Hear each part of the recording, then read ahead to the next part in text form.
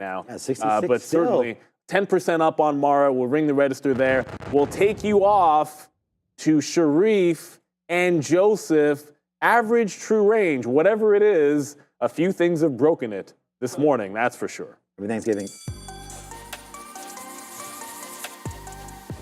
What is up, beautiful people? Welcome to How to Trade, formerly known as the Midday Show. That's your boy Joe, and I'm Sharif. And we're going to wait for everyone. We already have a couple of OGs there and early birds in the chat. We got Aiden, Petraeus, Havana, Woody, shout out to him. We got the OG Darwin dancing up a storm as he typically does. Spark Shop, shout out to Mateus Lane, Matthew Booth. Good job, Google. You're getting everyone a little bit quicker in today. A lot better than your stock price lately. Derek Thompson, Christopher Holcomb. We got Big Bob Dub. And we got one of the OGs, a proper paradox, who I love their name. JD Roaring on 20s. We got Naps, Blue Arrow, Julie Beckwith joining us as well. Hey to you. BGZ and TVD. I like those three-letter acronyms. We got Eric Chan. We got Stock Up, CD Roofing, and Fugazi Bear. What kind of day would it be without Mary S. Lyman? Good to join. Good for joining us as well. Penguin Dynasty. We got AJ Hello, Hal R. The Gross, Mr. Ian, Jimmy Joe Smith, and Blue Arrow. Ezekiel Lepera and Fiddlebeck. Shout out to D. Westermeyer, obviously one of the OGs as well, and shout out to DeMonica. She likes her small cap guys. Hey, good morning, Joe. How are you, my friend? Good, man. Recovering a little bit from yesterday. A lot of food. Oh, you know the first place I go to after here? The gym. Right away. That's it, right away. Right like away. Straight to the gym, no questions asked. That's the first place we're going, absolutely, brother. I had to get in a nice quick walk sesh yesterday after the I had to digest, man. It was just burn too some of those much. calories, too much gravy, too much everything. Food was good though. Everything was good. Fantastic. How about you? Yeah, fantastic, man. My mom cooks up a storm. My aunt cooks up a storm, and my cousin's wife ordered very good food. So shout out to her. So as well. there you go. Enough food. Yeah, straight to the gym. We're off to the gym right after. Anything you want to talk about before we jump in? Yeah, just before you jump into the lesson, I like to say a little something, and today that little something is going to be about BTC and why we might be potentially ripping. Sharif and I were just talking about it, and it looks like we might be having a little bit of a short squeeze here, guys. As you can see, massive liquidations on Bitcoin. About 182 million worth of positions have been liquidated. That is massive. And then we also got about, I think it was a couple hundred million of net inflows into some ETFs as well too, guys. So that could be a big reason onto why we are ripping to the top side on BTC. Sharif and I were just talking about supply and demand and why you don't really want to be shorting this thing for the long time. So hopefully no one's really short BTC right now. And I hope everybody's joining the bulls on that one, brother. Oh, yeah, that's always a good look, baby. I woke up this morning, I'm like, 65,000 in preview again. It's going to be a good day. Let's go. So let's get right to business, baby. We're talking about average true range. We kind of delved into the topic last week, but we had Joe's awesome lesson on options, as well as Satea drop some hot lines on stop losses and risk management. If you want to go back and listen to those lessons, are always available for you on YouTube. Today, we want to finish off the lesson on average true range. So we're going to talk about how to use ATR for trailing stop guidance. You see Neil often using trailing stop orders. A lot of other traders use them as well. We can use ATR to gauge where to place these trailing stops. So let's get right down to business. So traders, rejoice. We're diving into the trailing stop savior. Not an exaggeration at all. A technique that uses the average true range to lock in profits while giving your trades room to breathe, right? Let's see how to transform your trailing stops from villains to heroes. Yeah, this is a little bit exaggerated. I'm sorry about that. So the trailing stops struggle. Let's talk about what trailing stops usually are. In case we have newer traders in there that don't know, trailing stops are used. Their orders basically used to lock in profits, but setting them too tight to the price action can prematurely exit a winning trade. Conversely, obviously, a loose trailing stop can leave you vulnerable to sudden reversals and giving a lot of money back. So what is that happy middle ground? That's what we want to talk about. ATR to the rescue, or so the title delineates. So ATR is basically your intraday volatility meter. We explained that in the first lesson on average true range. Just wanted to repeat that. Basically, it's your intraday volatility meter. It helps you gauge where to put your stops, trailing stops, if you use it the right way. Here's how to use it for these stop loss adjustments, your trailing stop adjustments. Number one, let's talk about the trailing stop formula. So you can combine your trailing stops with ATR. Here's the basic idea. So you want to set an initial stop loss, obviously using the stop loss formula that we covered last week. As the price moves in your favor, whether up or down, works both ways for long and short positions, you gradually trail your stop a certain distance behind the price. That's what the trailing stop is. So in this particular case, you're using ATR to determine the trailing distance, okay? So as the price moves in your favor, gradually you're trailing stop a certain distance behind your price, but you're using the ATR to determine that distance. So remember last week when we talked about the multiplier effect? Today we're gonna basically build on that same thing. So you multiply the ATR by a factor of your choice. In this case, we're talking about 0.25, 0.5, 0.75, 1. Right? We're not as aggressive as we are with the multipliers as when we were using them for our profit taking, right? Because why is that? Think about the risk to reward ratio that we're often talking about. 1 to 1, 1 to 2, 1 to 3, or 3 to 1, 3 to 2. You guys get what I'm saying? So if you're gonna place your trailing stop the same distance away where your profit taker is gonna be, you're not gonna have that offsetting ratio. So by definition, your multiplier needs to be smaller for your trailing stop. It's not a hard and fast rule, but one that's pretty sound, especially if you're trying to use that risk to reward formula, whether 1 to 1 or 1 to 3, whatever, okay? So how do we use it? So let's talk about an example here. So imagine you buy stock at 30 bucks, okay? And you set your initial stop loss to get out of the entire thing at 28 bucks using the formula we talked about last week. Your ATR here, okay, let's just say on the day is $2. We're trading stock A, B, and C. Your ATR on that day, $2. You choose a trailing factor, in this case, of 0.5. Like last week when we used 1, 2, 3. Now we're going to use more or smaller factors. So here's the formula. If the price rises to 35 bucks, right? If you got in at 30, you're $5 in the money. If it rises to 35 bucks, your new stop loss becomes $33.50. Well, how did I get that? So your original stop plus your profit gain, right? So you're doing those. And then you have in brackets your ATR, which we know on the day is $2 multiplied by your factor, which in this case, we've already agreed is going to be 0.5 because we need to keep that risk to reward sound. So in that case, it can be 28 plus 5, right, multiplied or minus 2.05. You're going to basically get this formula here of $33.50. Let's talk about the volatility, though, and how that factors in to base your trailing stop. So the beauty of ATR is its adaptability. If the market becomes more volatile, either with a higher ATR, that should be reflected there, your trailing stop automatically increases its buffer, protecting your profits during those swings. Conversely, it's the same the other way. In a calmer market, you have a lower ATR and the stop loss trails more tightly. Well, how does that do that? Well, because you're factoring the ATR into your formula. So the bigger the ATR on the day, the bigger the distance you're going to get because you're going to have a larger product in the formula because there's multiplication.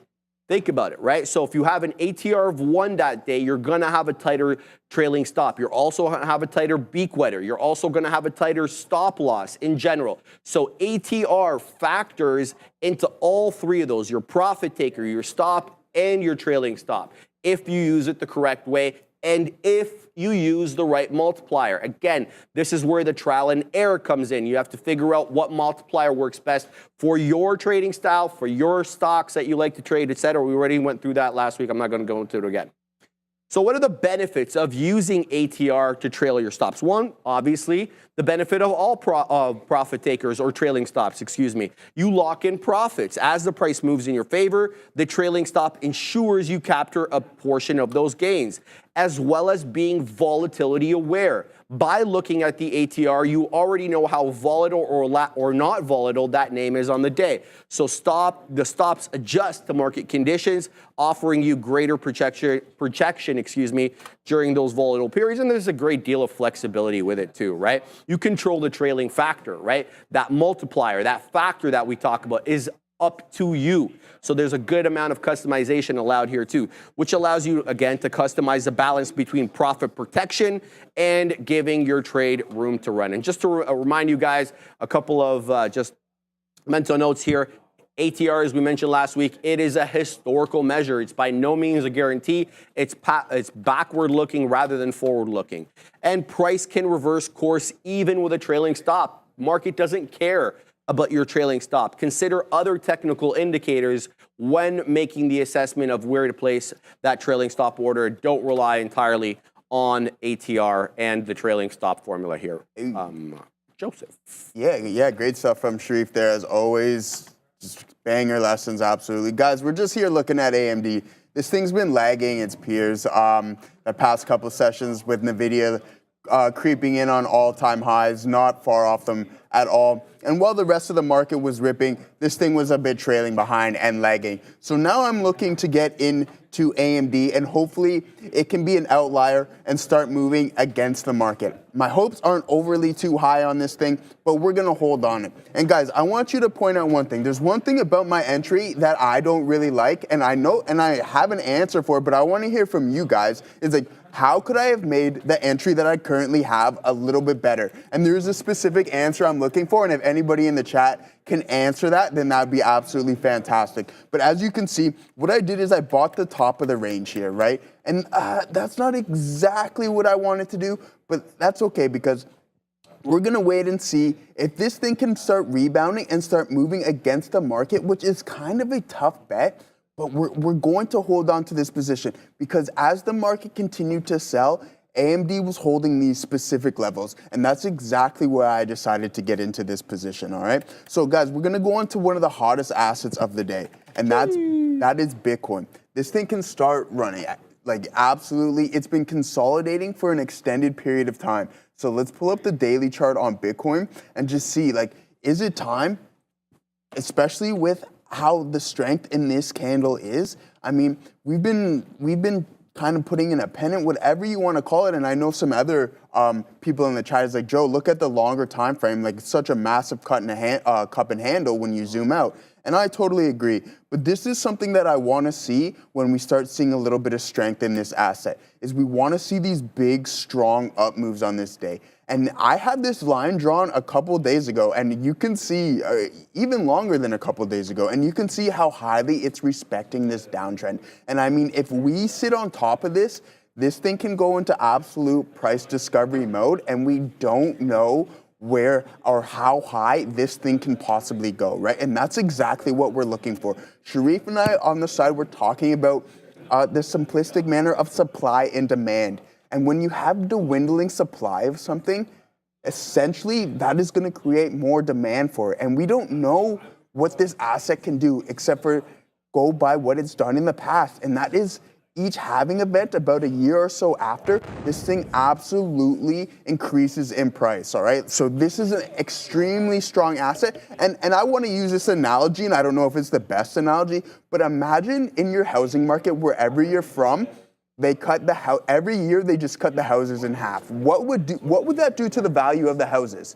Absolutely, just rip it, right? Like absolutely. Like and we had this kind of this issue in Toronto, where we had a lot of population growth, but the housing market wasn't growing with the population. So therefore, that's a massive increase in rents and the value of these homes, right? And this is exactly what can happen with this asset. So we really like that, Sharif. We like where Bitcoin is heading. And we definitely like AMD now because this trade is starting to work a little bit. We can break this volume-weighted average price and then start moving against the market. Maybe the market goes for a second leg and AMD goes with it. But as of right now, Sharif, this trade is working, brother. Man, I've been watching Apple for the last 50 pennies here, and like this thing is going quite nice. Found a base right at the pre-market high. Let's talk about this, okay?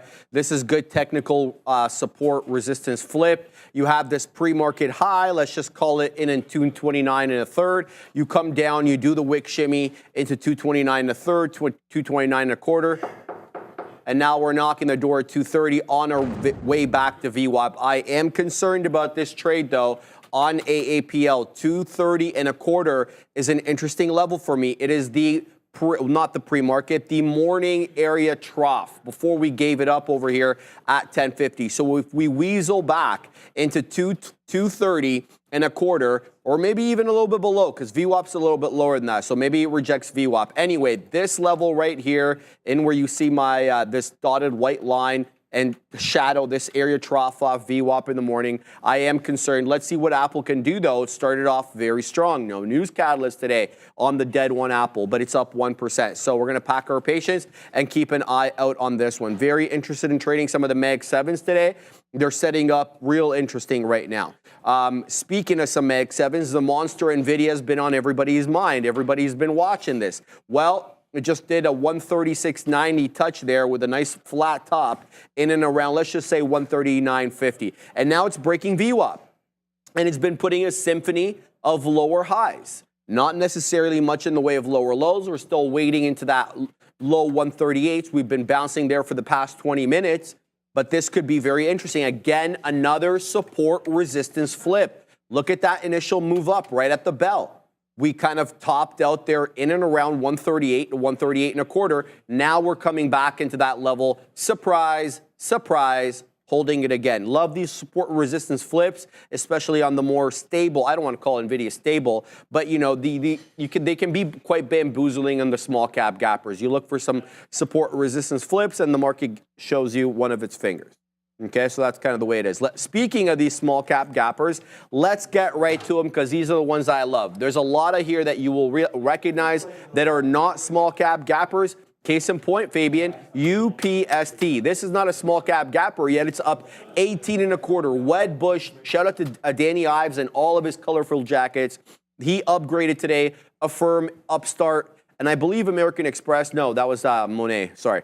He upgraded Affirm and Upstart together today, and as you can see, we're almost $10 off the closing print from Friday. We happen to close out at 47.02. We're knocking the door of 56 bucks. This thing is a dang rocket ship. It's at the highs. It hasn't touched a 10 exponential on the 5-minute since 1040. That's going on 40 minutes right now, and it just printed another high. UPS dang T up big today, Joe. Jeez. I'm also keeping my eye on Veru. Shout out to Feifei, man. He'll dunk on you. You don't even know. So Feifei used to love Veru. We used to joke around that it was his stock. It's up to essentially $1 today, $99.99. It's trading at $98.99 right now. A very, very good respect for the 10 exponential as well. But I should tell you that VERU, a little light on volume. Not to my liking today. It's got 1 million shares traded, less than 1 million shares, Joe, and this thing's $1, so it should have like 100 million, not 1 million. Yeah. So that's the look there. TVGN breaking down, trying to hold that dollar area. Remember that there's a different trade to be had north and south of $1. And what I love about TVGN right now, VWAP is right at $1. This could be an interesting trade. We'll have to wait and see. It's also got this pre-market top. $1.05 from Friday. Not sure why it was running. Don't really care. CONL, that's Coinbase. It's a Coinbase long. I think it's triple levered or double levered, whatever. Up 17 and a quarter. RCAT as well. Shout out to Cat. Where's she at over here? We're gonna show Cat some love. Where's she at, man? There she is. There she is. Hola. Like and subscribe today. Shout out to all the Cat fans out there. But we have RCAT running today, not Doja Cat. We got RCAT, baby, up into 375. Again, a little light on volume is RCAT, but giving us a really good pattern and a predictable level off which to get in. I'm going to keep my eye on these ones as well. Obviously, Donald John Trump is in. VERB as well. That's a holdover from last week, Joe. Yeah, beautiful stuff there, Sharif, the small cap king. Guys, they're just calling it Uptober. I'm reading every article. They're putting Uptober everywhere. Everything is just absolutely oh, no. I didn't even know you had this. Wow. That's fantastic. I didn't even know they had this. It's Uptober. It's living up to its name to the fullest. Absolutely, guys. So with that, Uptober is why We want to know why everything's moving up. So let's look at some sector ETFs. And XLF, we had some big names reporting last Friday. We had JPM, I think Citi was last week too, and some other guys that they just put up numbers. And I want you to take a look back at when JPM acquired SVB, Silicon Valley Bank's book, and just look at the growth in that. If you want to own any bank, JP Morgan, Jamie Dimon are your guys, right? So like that is the ultimate. I love Jamie Dimon. He's a genius, and I love JP Morgan as an absolute stock, right? So straight up, this is exactly why we want to own these types of things, guys. And this week we're going to talk about the options wheel and go FXI. It's going and NVIDIA. All right, and NVIDIA. So Katina Man's buzzing, but guys, just to look at this. Look at this flat break, this flat top break here, and XLF is just making new highs. So if you're looking to employ the options wheel on something, look into something like this. This is absolutely fantastic. It's lower priced, and it's doing exactly what you want. It's just continuously making new highs. And if you can buy dips on this asset, on this sector ETF, absolutely. So this is a big part of why the overall market, the SPY, is making new all-time highs. We're going to go over to some more sectors like XLE, strong, even though it's not as clean as XLF, but look at the past couple sessions. Look at as soon as we entered October, this thing has not looked back at all right? So even though we have some economic issues going on across, geopolitical things going on and whatever, but just look at this sector ETF and look at these sector ETFs just continuing to make all-time highs, right? So we got consumer staples, a little bit lagging, but it's having a strong day, and it's still not far off its all-time highs, guys. So look into these sector ETFs. Instead of owning individual stocks, look at these sector ETFs, and you can see why this market is continuing to make all-time highs. And we'll just look at the SPY here, because this thing is just moving higher and higher and higher. And Obi made a really, really great point last week. He said the reason why this thing is so good is because it is the 500 best companies on the planet, or in the States even. And what they do is they eliminate the ones that are not performing. So you're always going to have the best 500. So shout out to Obi for pointing that out, because it's so true. And that's why this thing is the absolute long-term best bet, guys. I think it's absolutely fantastic. So that's exactly why this market is continuing to go higher and higher. Earnings are supporting what this market is pricing in, all right? So we really like that type of stuff. So guys, we're still here in AMD. We took a little bit off the top here. It's holding below VWAP. So we cut the top here really well, but what I do like here is you can see as our volume started to pick up here, as we move to the top side, our volume is starting to dwindle as we pull back. And that's a sign of that there could be more potential strength and that we can take another leg to the top side. So that's something that I always look out for, Sharif always look out for, and the guys on the floor are always looking for the correlation between price and volume, Sharif. I'm trying to weasel into Upstart, man. It gave me a bit of a pullback here. I'm unsure whether we'll wait for a 10 exponential retracement. I'm going to have to risk at least 50 pennies on this, if not more. My bias was to wait for $54.50 or at least 55. It gave me the first red candle since 10:55. Yeah, on the 5-minute. As soon as you, are you in it or no? Oh, okay, you're waiting. I hate punching in at highs. It's just not my move. I need to get in on a retracement level. What's going on over there, Katina? Was that Fabian? I thought that was. Let's go. 138.20 NVIDIA, and FXI is going down. So keep your eye out on more Trader TV for the Katina Man's trades. He's trading up a storm right now. And if you want to see what he's doing and where he's getting out and what he's involved with, you will weasel your way over to more Trader TV. It is a separate get it, Katina, man. It's a separate channel. Where's it? Oh, there's no gym bag because it's closed today. No, it is. It is. Yeah. Is it the Y? That's the Y. The Yeah, Y is closed. Come on, keep the Y open 24/7. Tell him.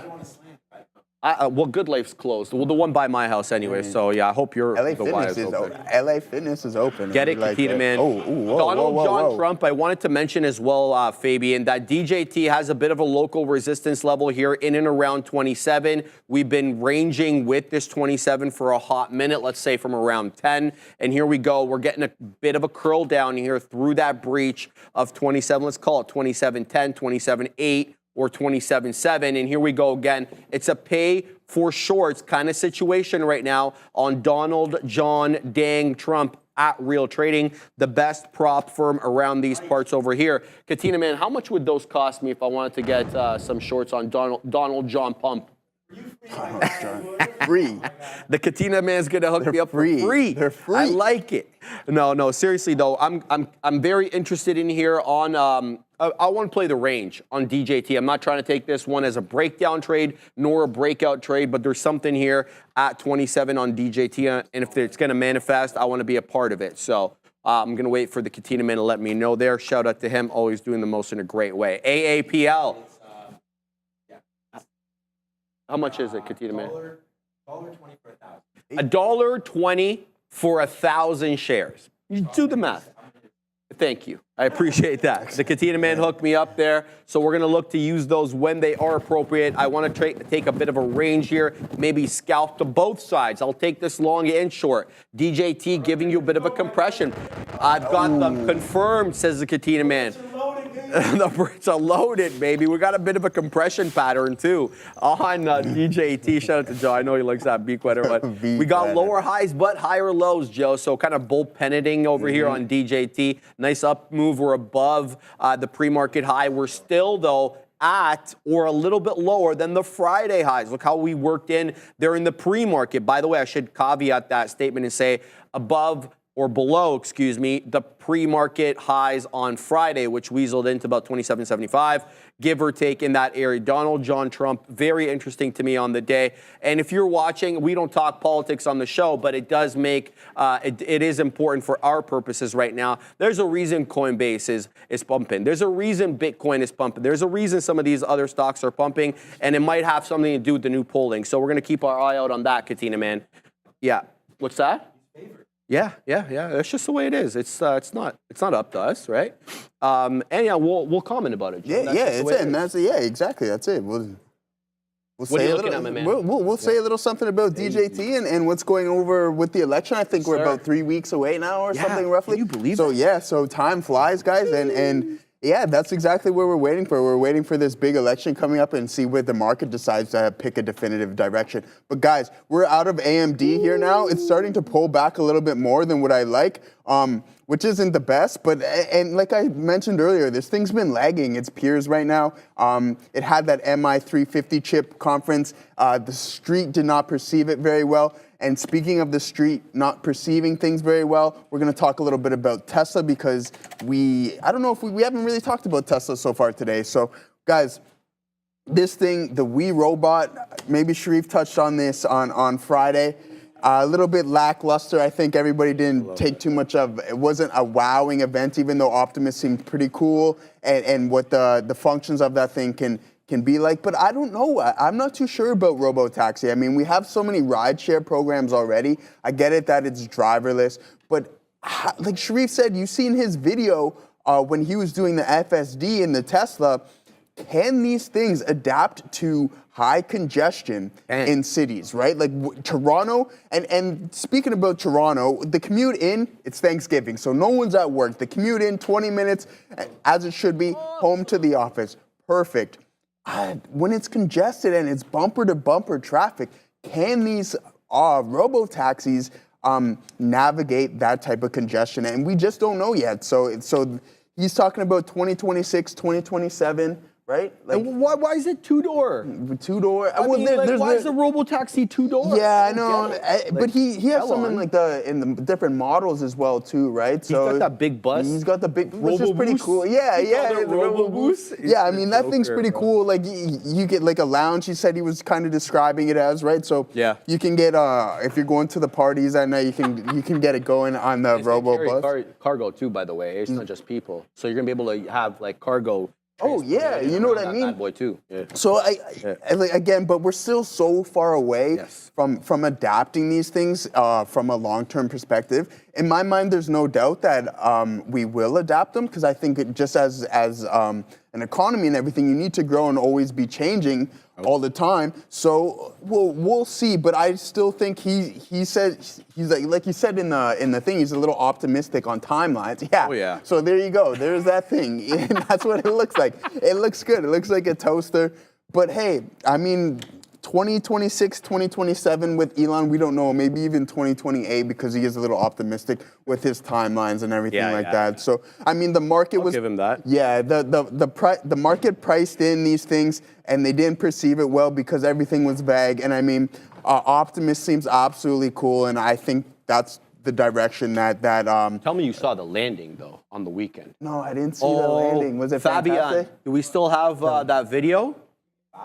Yeah, it's a joke. Yeah. You know what I mean? So yeah, I mean, this guy's got his hands in every pocket. You're about to get wowed. Yeah. Well, yeah, bro. Let me just tell you, chopsticks are involved, and just all out nuts. So there's like a SpaceX landing we're talking about? So Okay, you know how big this is? And this he lands it in here? Monster aircraft that's landing vertically, damn near vertical, being caught by chopsticks. Yeah. Like this V-shaped thing that caught. This is how big it is. And you got to see Elon standing next to this thing. He's a dwarf next to this thing. It's huge. It's like multiple buildings, dude. Yeah, so I don't know. We were talking about this before, man.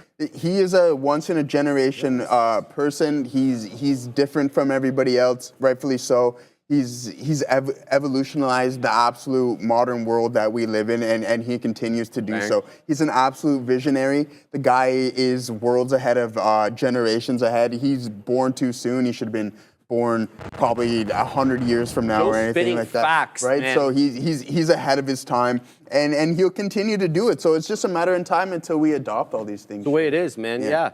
All right, guys. While Joe was dropping hot lines, I got short and long on Upstart. Initial good break there through 56. I took out the majority of the position, came back in, broke my entry, got at a dodge. Then I'm like, okay, this looks like an interesting mean reversion trade. Where's Obi at? No kidding. Punch short at 55.40s. Wet my beak right into 55s. Happy with this trade, but it is finding support at the 10 exponential. I'm very concerned about this one not going anywhere below the 10 exponential, as the bottoming tail candle that I'm looking at on my 5-minute chart held exactly at the 10 exponential. So Upstart may have more to go. We're going to keep an eye out on this one. I'm also short Donald John Trump. Again, just want to play the range on this one. It's showing me something in and around possibly 27 and change, with a bit of resistance there. If I can play the range, eke out some profits on this bad boy, I'd be happy. Looking at wetting my beak in the mid-80s, and we'll look to take out some more possibly in the mid-70s if it does weasel into that area right now. We're going to keep an eye out on DJT. It's up 6.5%. Another good day for DJT, as it had a couple of good days last week, more than a few good days last week. So we're going to keep an eye out on that. And there goes Upstart right back into the high. Let's go. This thing is very, very strong. I should let you know that this one, from my recollection, does have an interesting short float that we need to apprise you guys of. And it does. It still has an excellent short float, in case you're looking for these parabolic style trades. 32.33% of the 77.88 million shares that Trade Idea says that I have outstanding is borrowed for short. Now, where everybody's short at, you can make educated guesses by looking at the price action and seeing where, the majority of the volume are, especially red volume, looking for those red volume bars. But good move right now for Upstart, right back into that 56. What a hold up at the dang 10 exponential moving average on the 5. This was my original idea. It wasn't coming in. I said, hey, just get in, Sharif. And, I missed the best play here, which was that $55. Let's even call it maybe 54 and change, maybe into the mid to low 80s there, where the 10 exponential moving average is on the 5-minute chart. So good look for Upstart, up 19%. Let's put some respect on this one's name, but we also need to recall and remember at all times of its high short float. So if you're going to take this bad boy short, you better be ready with a stop, and it better be a sound stop that won't get blown through, because we know what could happen when names are heavily shorted. So we're going to keep an eye here on UPST. How we doing on Donald John Trump? We're break even, not doing anything right now. Whiffling and waffling at 27. If it wants to take 27 and take out the top at a decisive basis, the stop is already in play. Come what may, we're going to see exactly how DJT wants to look. Someone was telling me here about Veru going. And that's interesting, because I just saw that Veru took a bit of a dump there. Let's double check here with VERU, see what the sitch is. Up 7.38%. We're at 93 pennies. I gotta tell you, my main concern with Veru on the day wasn't the price action. It had a good looking chart pattern. It is the volume. This name is sub $1. It's only traded 1 1/5 million shares. That just won't cut it, okay? We need more liquidity there, especially relative to the price. So what does that tell me? That means there's not that much market interest in it yet. Okay, and everybody's got the same tools that I got. If you got a scanner, you know, you're able to see what I'm seeing in terms of percentage up on the day and everything like that. So there's not much in the way of market participation in it right now. I don't need to be first. I need it to prove to me that it's going to set up in the right way. So we're going to let that one cook for a bit, and maybe we'll come back to it. Still waiting here for something to happen on Donald John Trump. It's whiffling and waffling south of 27. Let's see what everybody's talking about there in the chat. Spark Shop, GME moving, ya don't say. Let's bring in the side chart over here and have a look at GME. Oh, good call out. Thank you for that. Let's have a look at percentage up. Where are my memes? There we go. GME, 1.44.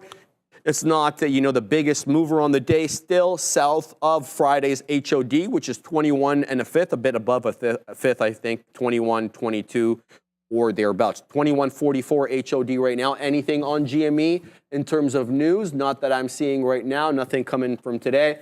Light volume 2 on GME. We're about 2.25 million shares. That's not the look. But yeah, keep me up to date about what GME does. If it starts moving, we'll absolutely trade it. We've done it before on the show, and I have no qualms at all with trading GME, Joe. Beautiful. Yeah, great stuff, guys. As we were talking about Elon and Tesla earlier, just before, it showed up to exactly where I wanted it to, right? So we held VWAP, a nice strong recovery here, a little V-shaped recovery on the 5-minute, came back, held VWAP, and hey, you guys know my style. I like to have my entries in and around VWAP, so that did exactly that, right? So guys, as you can see, this is working out beautiful, and we're just gonna hold on to this last little bit here. So, and I mean, it's seeing if we can go make a new break this pivot here, and then maybe we can go for a new high a day. I mean, it oversold. It was down 10% or a little bit more after the Wii Robot. So there's some gaps to fill on the daily from a daily perspective. And hey, we know that Tesla can become a little memey at times, right? So this thing can absolutely just catch a fire and then start buzzing, right? And that's what we're looking to do. When the entry shows up, you have to get in, and that's exactly what we did. So we really like that, guys. So let us know. Let me know what you guys are looking at in the chat. I know Sharif's got DJT, and I know Havana Woody in the chat has got some positions on DJT as well too. So hopefully you're printing up a storm on that, Havana. Havana. Yeah. So because I know we were just talking about some of your options positions and what you got going on with DJT. So congrats on that. Good stuff on that. Way to manage those trades, guys. So yeah, throw it in the chat. Let us know what you're looking at. We know that we have IBIT today that's absolutely buzzing, just up about 4.5%, sorry. And we know why. There's a squeeze. There's a lot of people getting squeezed out of shorts right now. And hey, when you get liquidated, that can trigger a short squeeze, and hence why we're up quite a bit today. So that's a good look on IBIT. We got Tesla recovering, and then I kind of took my eyes off of AMD, right? We're lagging a little bit, so I'm not going to try to fight something that doesn't necessarily want to work right now. So we're just going to join things that are working and something that is going to continue a trend, and that is absolute NVIDIA. So, I mean, the Q's pulled in a little bit after it had a really strong opening auction. The first 30 minutes or so, we were absolutely roaring to the top side, and now we're starting to pull in a little bit, and that's okay. So. Okay, Havana Woody, I'm up over 100% on DJT. All right, okay, Havana. All that's right. what we like. So start taking some profits, or you do you, because you're up 100%. So what am I to tell you what to do over there? So keep holding on to those winners, Savannah, and that's absolutely amazing. We have Stella saying Lulu is moving too. Okay. You know what? It's fall here in Canada. And with that comes Lululemon season, right? That's so true, bro. Yeah, right. So that's when the Lulu, you know what I mean? So revenues must be up during these times of the years, holiday seasons and stuff like that. So Lululemon, it's a good look here. This thing's been kind of decimated over the past almost a year now, right? It's not looking too good. I mean, there's so many competitors, and we were talking about this before, Sharif, with like Gymshark, and how there's more access with Nike and Gymshark, and there's more advertising now, and it's easier to get to consumers with all the types of social media and stuff like that. So with that comes competition, and competition is right, because Lululemon has had a tough year, absolutely. What this company can do to get back on the right track, I don't know. It is a luxury brand, so it's tough. Like, if you're not LVMH, then it's tough for you to.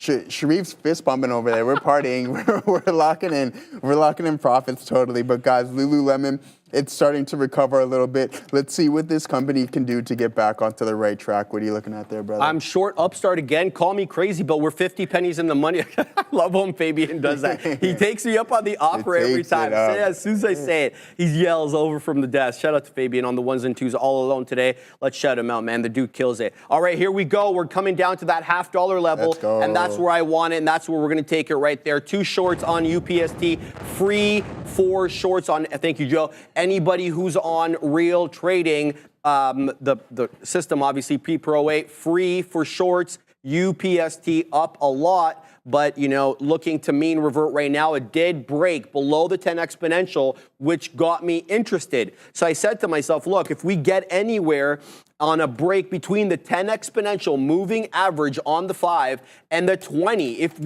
even if we don't get into the 20, I can do well. Why? Because there's such a big gap between the 10 and the 20 right now, given how much they've moved. You guys have heard Michael Manas talk about the fan principle. He's been showing them to you every Monday and Friday on his charts. The fan, all that it is it's delineating the space in between the moving averages. I'm not sure which ones he's using. I think they are similar to the 10 and the 20, maybe the 9 and the 20, something like that.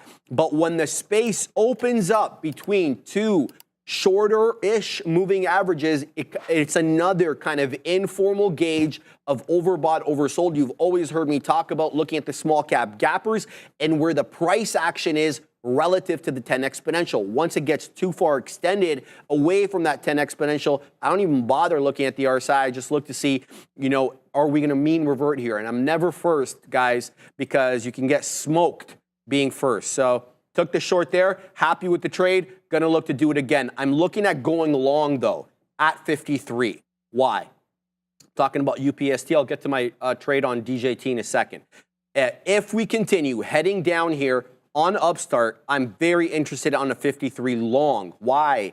Because there is a bunch of crests in around 53 that showed you price action resistance on the way up. In addition to that, VWAP is at 52.78. Maybe, just maybe, by the time we weasel down into that 53-ish area, VWAP shadows the whole dollar at 53, which again is important because of these area crests on the way up. So I'm interested in Upstart on the day. We're going to see how it fares. Let's keep an eye on this one. I was also able to wet my beak on some profits on Donald John Dang Trump. We took 10 whole pennies, so it's nothing to write about here, but it's working its way right back up into 27. I've got my next beak wetter sitting at 69 because what's life without whimsy? But I am concerned about this one. It's spending a lot longer in that 27 area than it had previously. Well, why is that important? Because it's not going to just reject 27 forever and ever. There's going to be a time where it may break it, and decisively, not just on a wick basis.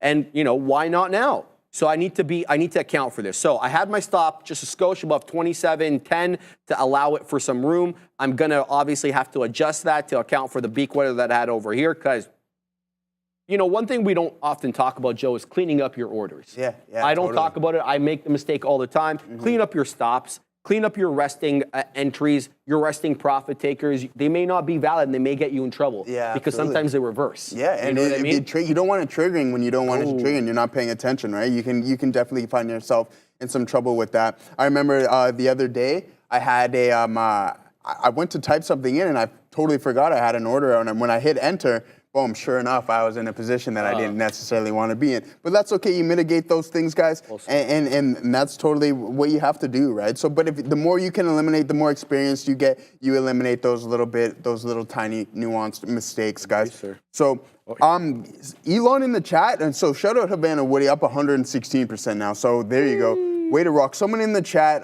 mentioned BA. Elon, he's like, hey, he thinks that BA has reached a bottom. I don't know what's going on with this company. Like, I just don't quite understand why they can't get out of their own way, right? Like, from a commercial standpoint, they have only really one other competitor, Airbus. So, like, if you're almost essentially the only person in your industry, how are you not the best? And for some reason, this thing can't just get out of its way. Shreve, if you know something that I don't about BA and why it can't get out of its own way, just please let me know, because this company should be doing significantly better than what it is, and it just doesn't make sense, right? I'm pretty sure the CEO is retiring shortly. He's out the door soon. So these guys got to turn it around. Like, I don't get it, right? I don't even know. No, man, they just got a new CEO. He was gone. Yeah. So we don't know. Let's give the man some time. Yeah. You know, we don't know. Like, he hasn't had an opportunity, but he faced a big problem right away, Joe. Right away. Machinists are like, we're going on strike. Yeah, that's right, right? So these guys got to get out of their own way. I mean, they're right back. They're right back in 2017 levels. So from an investment standpoint, you're now sitting at around like 8 years of nothing. So it's like, okay, yeah, you peaked over here in 19, and then it's been a downhill ever since. So it sucks, man, because I feel like this company should be doing significantly better than what it is. But the reality is it's not. So with that comes, hey, focus on things that are working, get out of things that aren't working, and then allocate your money to assets that are working. And that's something that I really want to touch on as well too, because there's so many fantastic companies. And when we talk about the options wheel, these are the companies that you want to look. And I'm going to bring up probably America's darling, the total favorite, and that's Walmart. These guys are just a fantastic company, Walmart and Costco. And they split not too long. I'm pretty sure they split not too long ago. Yeah, they did. So now it's even more affordable. If you're looking to run the options wheel, I'm looking at companies like this, Walmart, something that is continuously growing. It's not crazy returns, but it's nice, steady growth, right? So you can sell some puts on this, some cash secured puts, come in and get the price that you want, and then just let the company do the rest of the work for you guys. And that's exactly what we want. So if there's anything from an option standpoint that you guys are looking at, So if you guys are looking at anything specific and it's like, hey, Joe, what do you think about this from an options perspective? Throw those questions in the chat, because you know we're here to talk options and how we can use options to leverage our long-term positions. So that's just something that we're looking at, guys. And I'm still here in Tesla. It's working out. I want to see if we can break this pivot high. If we can break 220, then maybe we go for a high a day, as I mentioned earlier before. So we're going to hold on to this. We don't have too much of the position left, about 33% or so. Other than that, yeah, Wes, we love it too, right? So, like, we like those types of things. We like those good companies. There's no reason to be speculating on some of these no-name stocks and companies that aren't doing good when there's so many other good companies that are always going to do fantastic and continue to do fantastic. Sharif. GameStop just pumped. So whoever called that out, good for you. Percentage-wise, it's not a big percentage gainer, but have a look at that 1 minute chart. Very directional. It's at the 10 exponential on the 1, right now.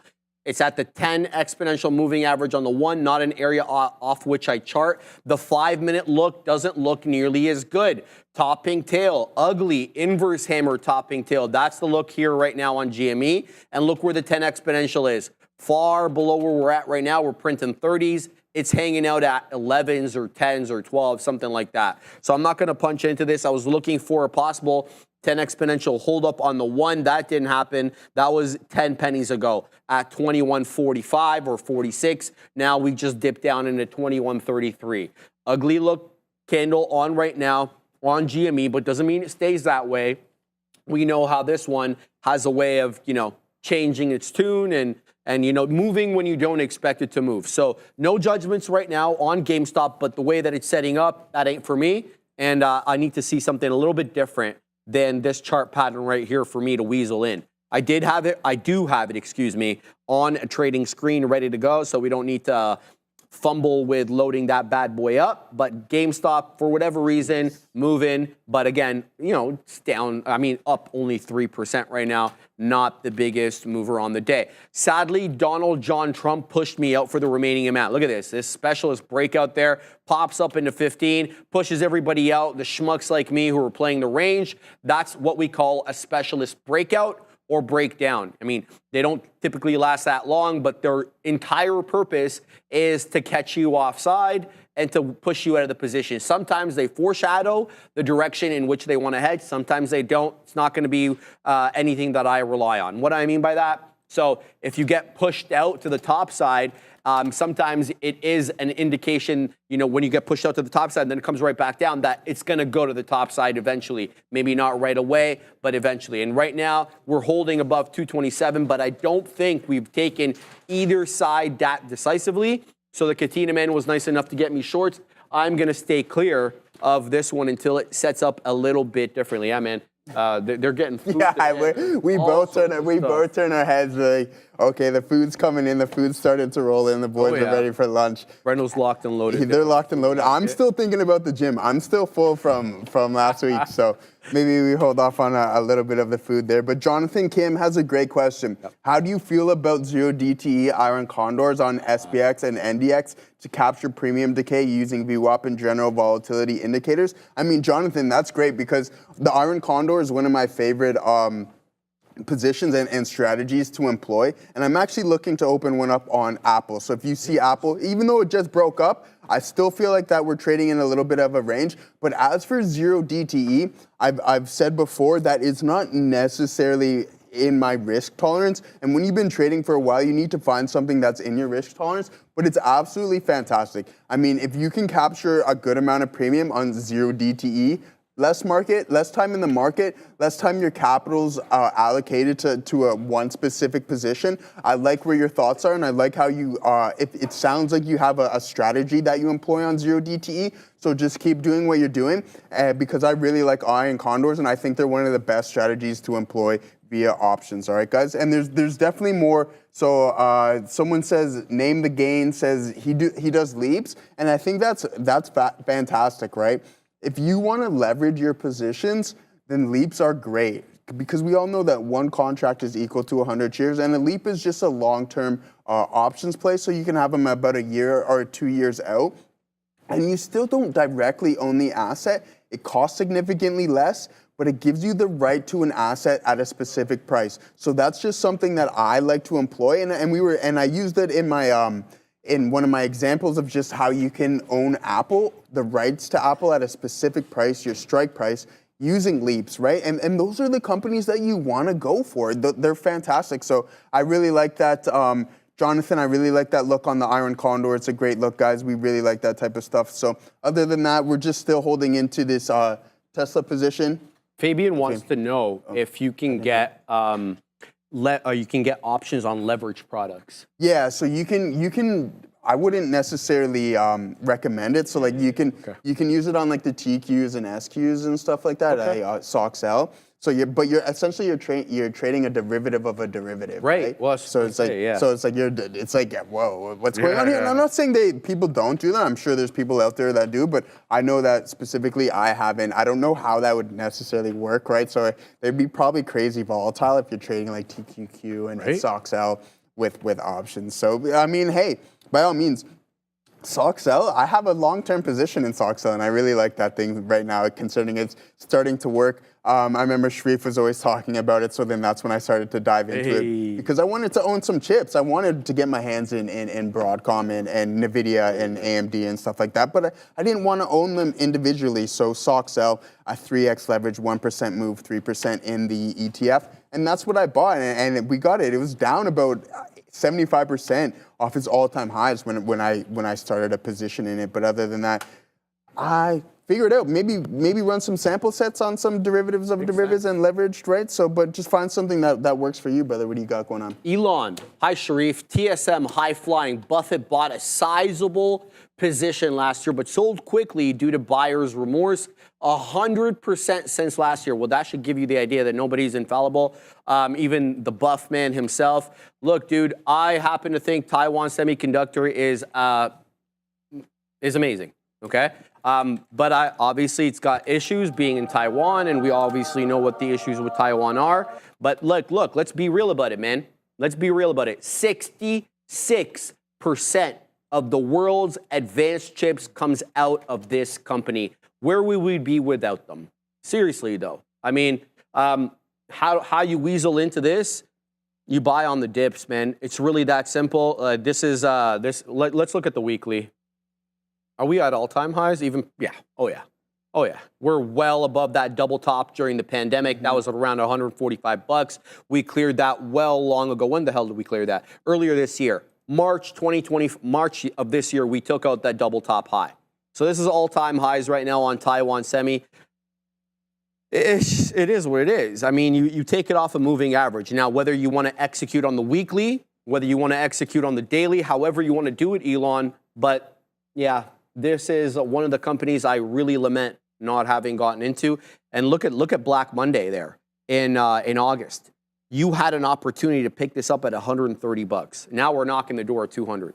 So yeah, on the dips. That's all I'll say to you. Taiwan Semi, I don't really see any headwinds other than China being, and the invasion and all that kind of war stuff that we have to concern ourselves with because of the proximity to the mainland.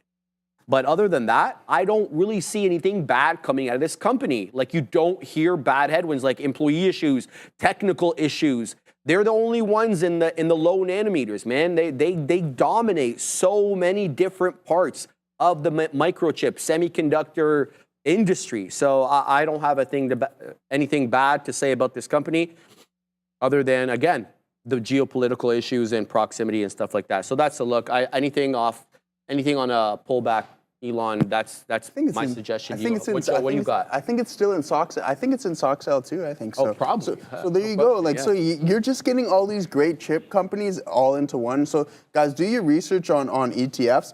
And as I mentioned before, with kind of employing the wheel and stuff, you kind of want to find these vehicles that you can work with and that you really want to own for the long term. And yes, I'm still here holding it in Tesla. It's kind of pulling back a little bit. Hopefully we don't double top. As you can see here on the lower time frame, we might be doing just that. So if we continue to do so, then maybe we might have to look at a break-even stop. But as of right now, we're going to just continue to hold because who knows? We have some big economic data in the rearview mirror. Last week was an absolute hectic week, right? With CPI, PPI, and then a bunch of other kind of events that we had with the Wii robot and AMD's events, right? So it was a little bit of a chaotic week.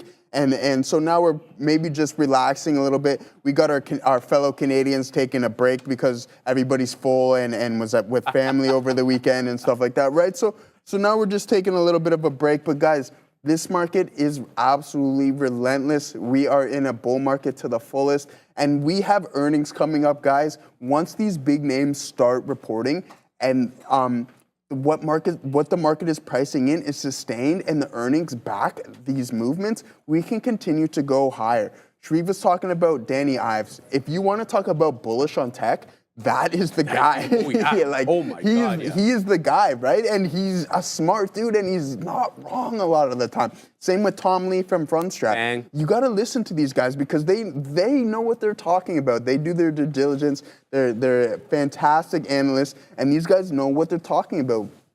They're very thorough on their research. So just pay attention to what these guys are doing. And don't try to sway and try to come up with a better idea than the market because the market is always right 100% of the time. It doesn't matter. You just want to get on the right side of things. You should have seen this guy on BNN. But if you guys don't know what BNN is, it's Business News Network. It's like an affiliate of Bloomberg. It's a Canadian-only business channel. You only can get it in Canada, I think. You should have seen this. dude who I never even heard of, just completely like, oh, Danny Ives. I'm not going to, I'll refrain from commenting on Danny Ives. Like, Danny Ives a rock star. Who the hell are you, bro? Absolute I haven't even heard of your name. He's trying to crap on Danny Ives, bro. It's like, get out of here, man. Like, who are you, bro? Yeah, like. Anyway, so yeah, there's a lot of haters out there, and there's going to be, the people that want the contrarian, who have contrarian opinions, who are, maybe short, or they don't like the fact that everybody's focused on tech because they cover a different industry like industrials or utilities or anything like that, and they're bitter about it, and they don't like the rock star status that a lot of these analysts are getting. Well, too bad for you, bruh, because it's tech time now, man. We had energy in the 90s and 80s and all that stuff. Now it's time for tech, and so that's the look. So stop being bitter about it. Don't say they wouldn't be doing the same thing if they were in their shoes. Absolutely, you know he what would. I mean? So He would. So. All right, so we just took some profits there on Apple as it's holding 230, guys. Good move up here for the dead one, Apple. Let's do some charting, figure out where this could say. Big smile. Someone say Rockstar. The champ is here. Shout out to Big Smile. I love when you hear, buddy. Always get me pumped up. Always with good vibes. Big Style Burdette. Shout out to him. So look, I'm long in Apple right now, and it's not the biggest move up, but I've been watching this bad boy since 230, and it's been putting incrementally higher highs and higher lows. I had a dip trade over here to DCA, planned dollar cost average to defend 230. It didn't quite wick down there. In fact, it did actually, but it didn't cross. So I wasn't able to get the print, so we're gonna have to deal with the shares that we've got. I'm seeing a lot of resistance at 230.75. And this is kind of what I'm seeing here, Fabian.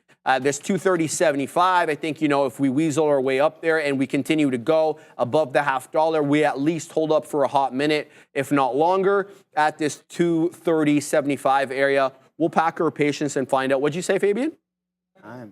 Time. Lesson of the wow. day. How is that even possible? Is he ready? Oh, wow. Okay.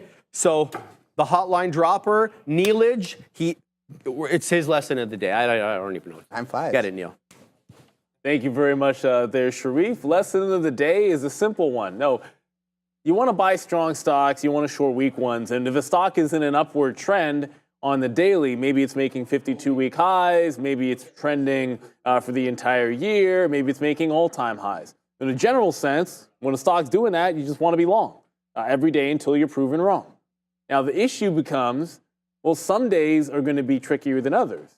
Obviously, I'm going to show you a few examples here. I want to go over Affirm and Palantir and Uber, the three that I want to talk about, because varying degrees of opportunity on a day like today for continuation. So first step, okay, is it an upward trend? Yeah, I mean, this isn't an upward trend, no questions asked. Last week, it broke in a 52-week high, all-time highs, as a matter of fact. So you want to look for continuation because the trend is your friend in this particular case. I would argue as well. Palantir, probably a little bit more clear of an upward trend, but the same story. It's trending up. Not every single day is parabolic, but almost every single day is looking fantastic. And then the third example is Uber. Uber kind of lies in, Affirm. Affirm lies in between. Strong upward trend, recent breakout of a local high, but not at all-time, nowhere near all-time highs, and not necessarily even breaking 52-week highs just yet. But all three of them are upward trending stocks. And as you can guess, the one that looks the shadiest is the one that probably had the best opportunity long. But the point is, when you're looking for the long trade, you can try to avoid the traps while still being in the long. Palantir, first example. I think it's a relatively simple one in here for Palantir. Because while it was the strongest upward trend, coming into today, you did have, there is a high at 44.5. You can sort of see double barrel closing right back in at 43.5. So I think a lot of times we love closing prices because they're important, right? So you had 43.5, tried to break it, got underneath, managed to close right at 43.5. Then on Friday, you get a stronger breakaway, rejected, stronger move down, closes at 43.5. So there's some gravity toward that number. What that sets you up with on the trend is a simple over-under idea. That there's your key price, back-to-back closes at 43.5. So now I only want to look longs over 43.5.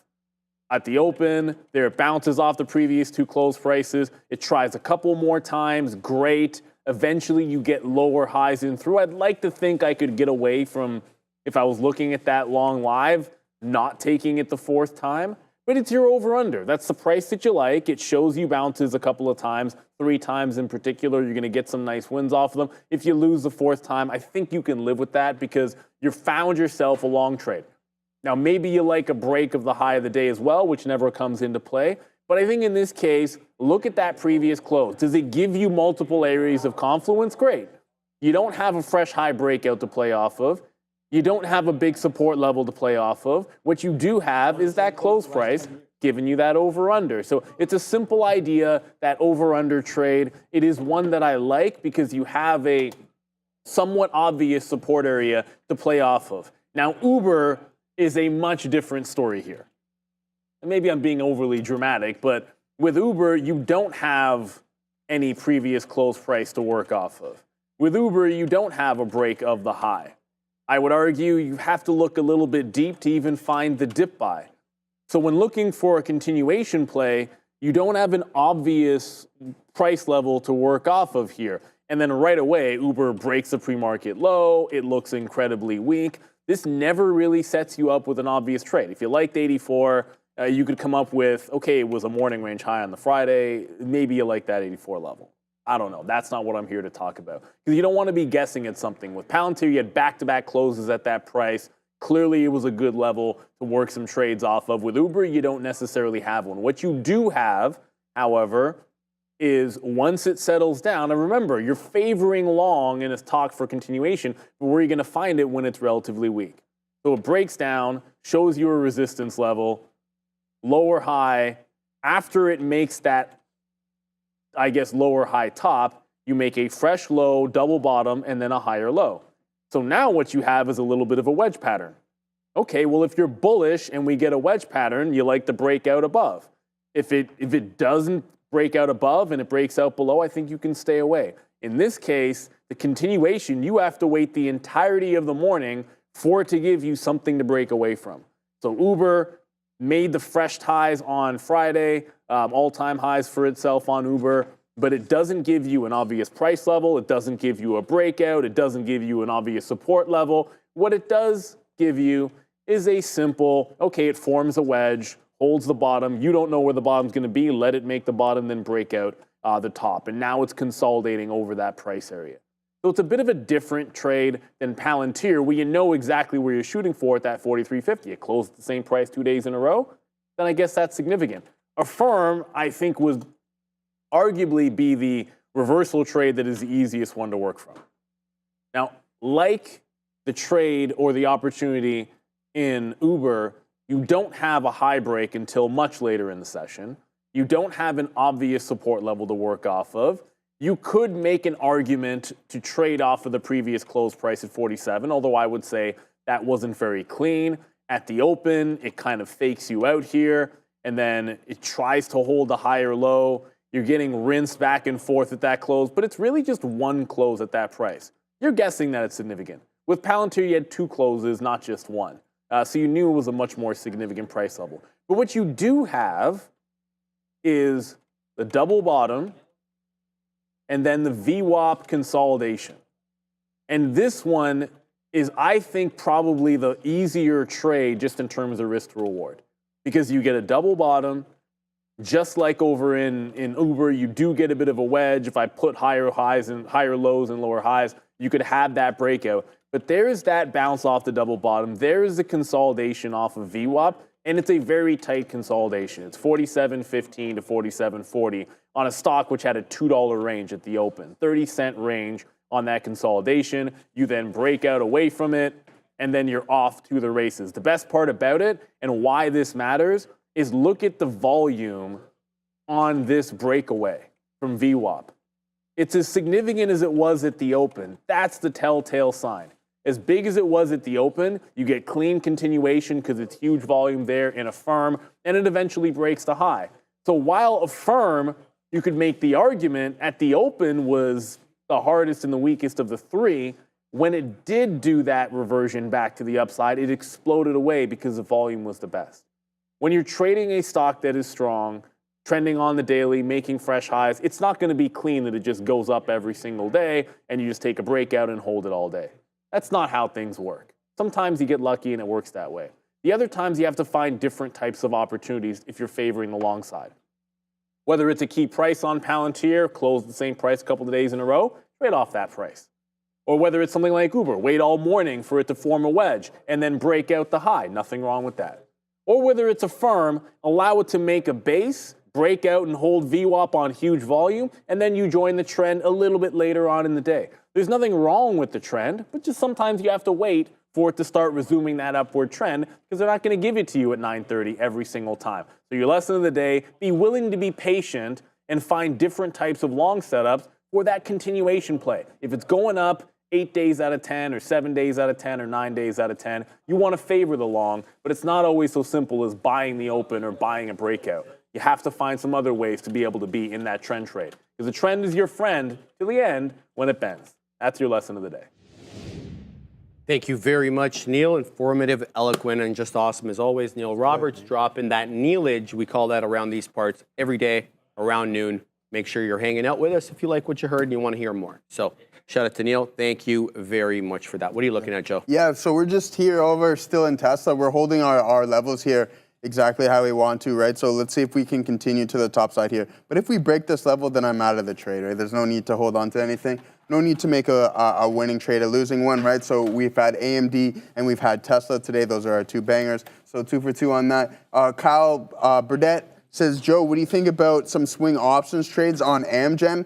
They just got a downgrade. But I mean, for options traders, when you look at this, you can see that we have no other than this primary trend here. But if you want to go from a secondary trend standpoint, we're moving sideways, and sideways is a trend, right? We're moving sideways. So when you want to do a market neutral strategy for all my veteran options trader, you know exactly what I'm thinking. We're going market neutral here. We're either thinking butterflies, iron butterflies, or iron condors as well too, guys. So that's something that I would look for. I don't know what the premiums would be paying on this thing. It is a heavier price stock. So they could be paying pretty nice, but hey, look, I'd be looking for something around the 309, 310 area, and then look for the highs as well here, right? So you can do a condor on this. That's something that I would look to employ because if we continue to chop in this area here, then absolutely, then continue to do that, right? There's no need to kind of anticipate a trend when there is no specific up or down trend, right? We're moving sideways. Sorry, I'm trying to get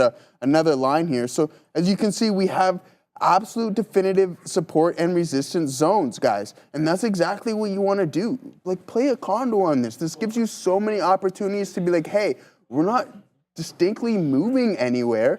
So let's play a condor, and then we give ourselves this range that we can work in. And that's the beauty of the options trade. And I always emphasize on just how diverse you can make these things and give yourself kind of more tools in your tool bag in the world of equity. Sharif, what you got there, brother? Absolutely. I'm long on Apple still, looking at defending 230, but going to keep a tight stop on this. So going to keep my eye on this one. We're about to get filled. We would have beak already on some profits through the break of 30. So here we go. We're about to get filled, it looks like here, because I'm hanging out at 5s on Apple, printing 6s and 7s right now, and not the way that the 6s and 7s are described by British people, which just means you're out to lunch. So you ever hear that expression? Say that again.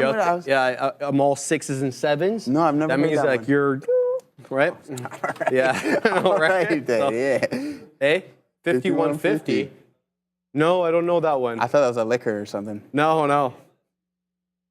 I didn't know that. 5150 means you're crazy. I didn't know that. No, okay, Fabian's like, if you're 5150, you're like a danger at everyone around you. I thought 5150 was some alcohol brand. Is it not? 50 proof? Maybe that's what you're thinking? 5150, I don't know. Maybe both. Who knows? So I'm short Upstart at 60s, where I'm 15 pennies out of the money right now. For breaks 55, I'm gone. That we're going to look to profit on here towards the low end. I'm at 20s, so now we're break even again on UPST. Haven't been filled yet on Apple. It dipped down into that level. Wow, right back up to 20s without filling me. That sucks. So we're going to wait. We're going to wait and see what we get. We got above VWAP, a 4-candle hold above the volume weighted average price on Apple, but it's nothing to write home about in terms of strength, long strength that is. So we'll look to see if we can get a better price and then work our way back up. Best we could do in that last little crest there was 40 pennies. So good look there. Let's see what the situation is. Come on down, Upstart. You're the next contestant on The Price is Dang Right. Give me my money, man. Let's go. Let's go down. I'm having a good time. Can you guys tell? All right, here we go. Here we go. We're printing 30s. We're short 75s. We're 40 pennies some odd in the money. I'm looking for a flat bottom break there. Not flat bottom break. You know what I mean. 54.20 print in and around that area. Nice. And this is bigger position for me, guys. So looking at wetting my beak here a little bit more. I'm going to cancel this one and then put it at 30s because what's life without Wednesday? Let's see if we can get printed there. Printing 35, so we need one more little down move in order to get printed. Showing me 30s now on the ass. There's a bit of a buyer at 30, so we're going to pack our patience. Oh, we got printed, Joe. Oh, my God. We got printed, Joe. I need the money. You don't have to ask me twice for that, dude. Shout out to the Katina man who got me addicted to that money thing. Shout out to him. All right, so we're doing well here on UPST. We're short 82s. We just printed 22, so that was a good look. Careful with this one. It is the bamboozler in chief, and it could absolutely head to the upside. But I did look back to the mean reversion trader extraordinaire. He is the one, the Knob, and look, he gave me the nod. He's like, this one looks good, and he gave me the reason. He's like, incremental buying, no more buying. I'm not going to put words in his mouth. I'll probably butcher the way he explained it, but he was quite confident in them that this one was a good one. We're doing real well. We're about 60 pennies in the dang money over here. I'd love a 54 breach, Joe. Ooh. I'd like to be able to hit that dollar club if I can. You know, the Katina man is always hitting that dang dollar club. We're going to see if we can join him down here below 54. Here we go, Joe. 54 is coming in. Let's go. Come on, bro. Come on, bro. There it is. Print. Yes, Bang, where's money. my dollar club at? There it is, Joe. All right, happy with this trade on UPST. Good luck there. Defended 55s. This is like one of my best trades of the week. Or the week. Calm down. Hey, the week just started. You're buzzing already, man. The week is over. It's done. It's done. The week is over. Done, right? Here we go. Now we're long apple. So sorry. I just have to concentrate here because the monster apple is, I just got filled. There was some price action stuff over there. Let's look to wet our beak at 20s. Now that we got the DCA, I'm going to have to be careful with AAPL there because I don't want anything sell to 230. That scares me. Don't want this. We're also below VWAP right now on AAPL with the market zigging and zagging. We just had a 20,600 rejection on the fuge. Ooh. If we want to tank, this will be an interesting area to tank off a 100-point level, Joe. So I'm going to pack my patience here and put out some stops. What are you looking at, my man? Good stuff, brother. Someone in the chat here mentioned, Joe, hey, what do you think about Amazon for some calls? Dude, I'm all for it. This thing is absolutely recession-proof, absolute amazing company. If you're looking for a leap or a long-term play on this thing, I'm all go on this asset. This is an absolutely amazing stock. Maybe wait a little bit, I don't know. But I like, as you can see, we're kind of consolidating in this area here. We're not making any new all-time highs here. So again, this is a great company. And if you have the capital, maybe just start selling some puts on this thing. And then maybe it'll come into the price that you want. If not, then you'll just be collecting premium on this absolute wonderful asset. I love Amazon. I don't shop on it as much as I used to. But again, you can't go wrong with these things. These things we're fist pumping over here. Fist pumping. We're ready to go. It's all Adair's fault, bro. She's the one that created this whole hype thing. She was like, boom, get out over here, like, and I just. But the real answers lie right here in the 8-ball, guys. But no, it's absolute fantastic company, and I want to touch on one more here of the Meg 7, and it's someone who mentioned Google a couple days ago.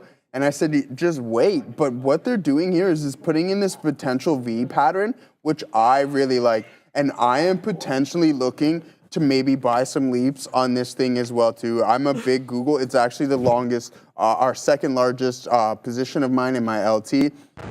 But I absolutely love this company. I don't know how well the probe is, the antitrust going into these guys.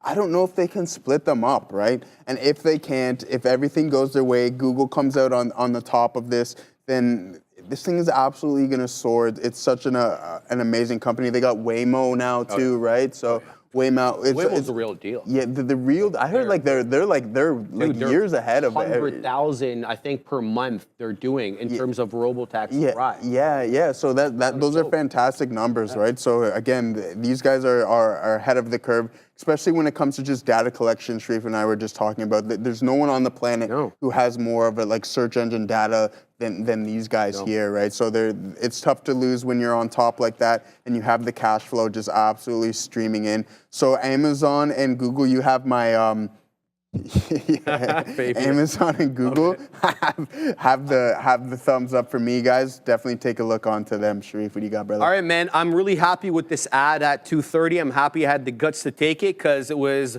coming pretty aggressively there. We add at 230, wet my beak at 230.20, and now I'm waiting at 230.44. We're long 230.05 after the planned DCA. We're knocking the door 40. I will get printed if we cross above 45. I'm happy with this trade as well on AAPL. Let me tell you why. Because we knew for a fact that we had rejected 3 times on the minute, albeit on the minute, at that $230 level. Once, twice, yes, and OB thrice. And then we broke it on the 4th. Right? But then we always talk about support flipping to resistance and yada, yada, yada about that. And that's what it did. It weaseled up into 40 pennies. And then when it came back into the whole dollar, guess who was buying? I don't know, but somebody was.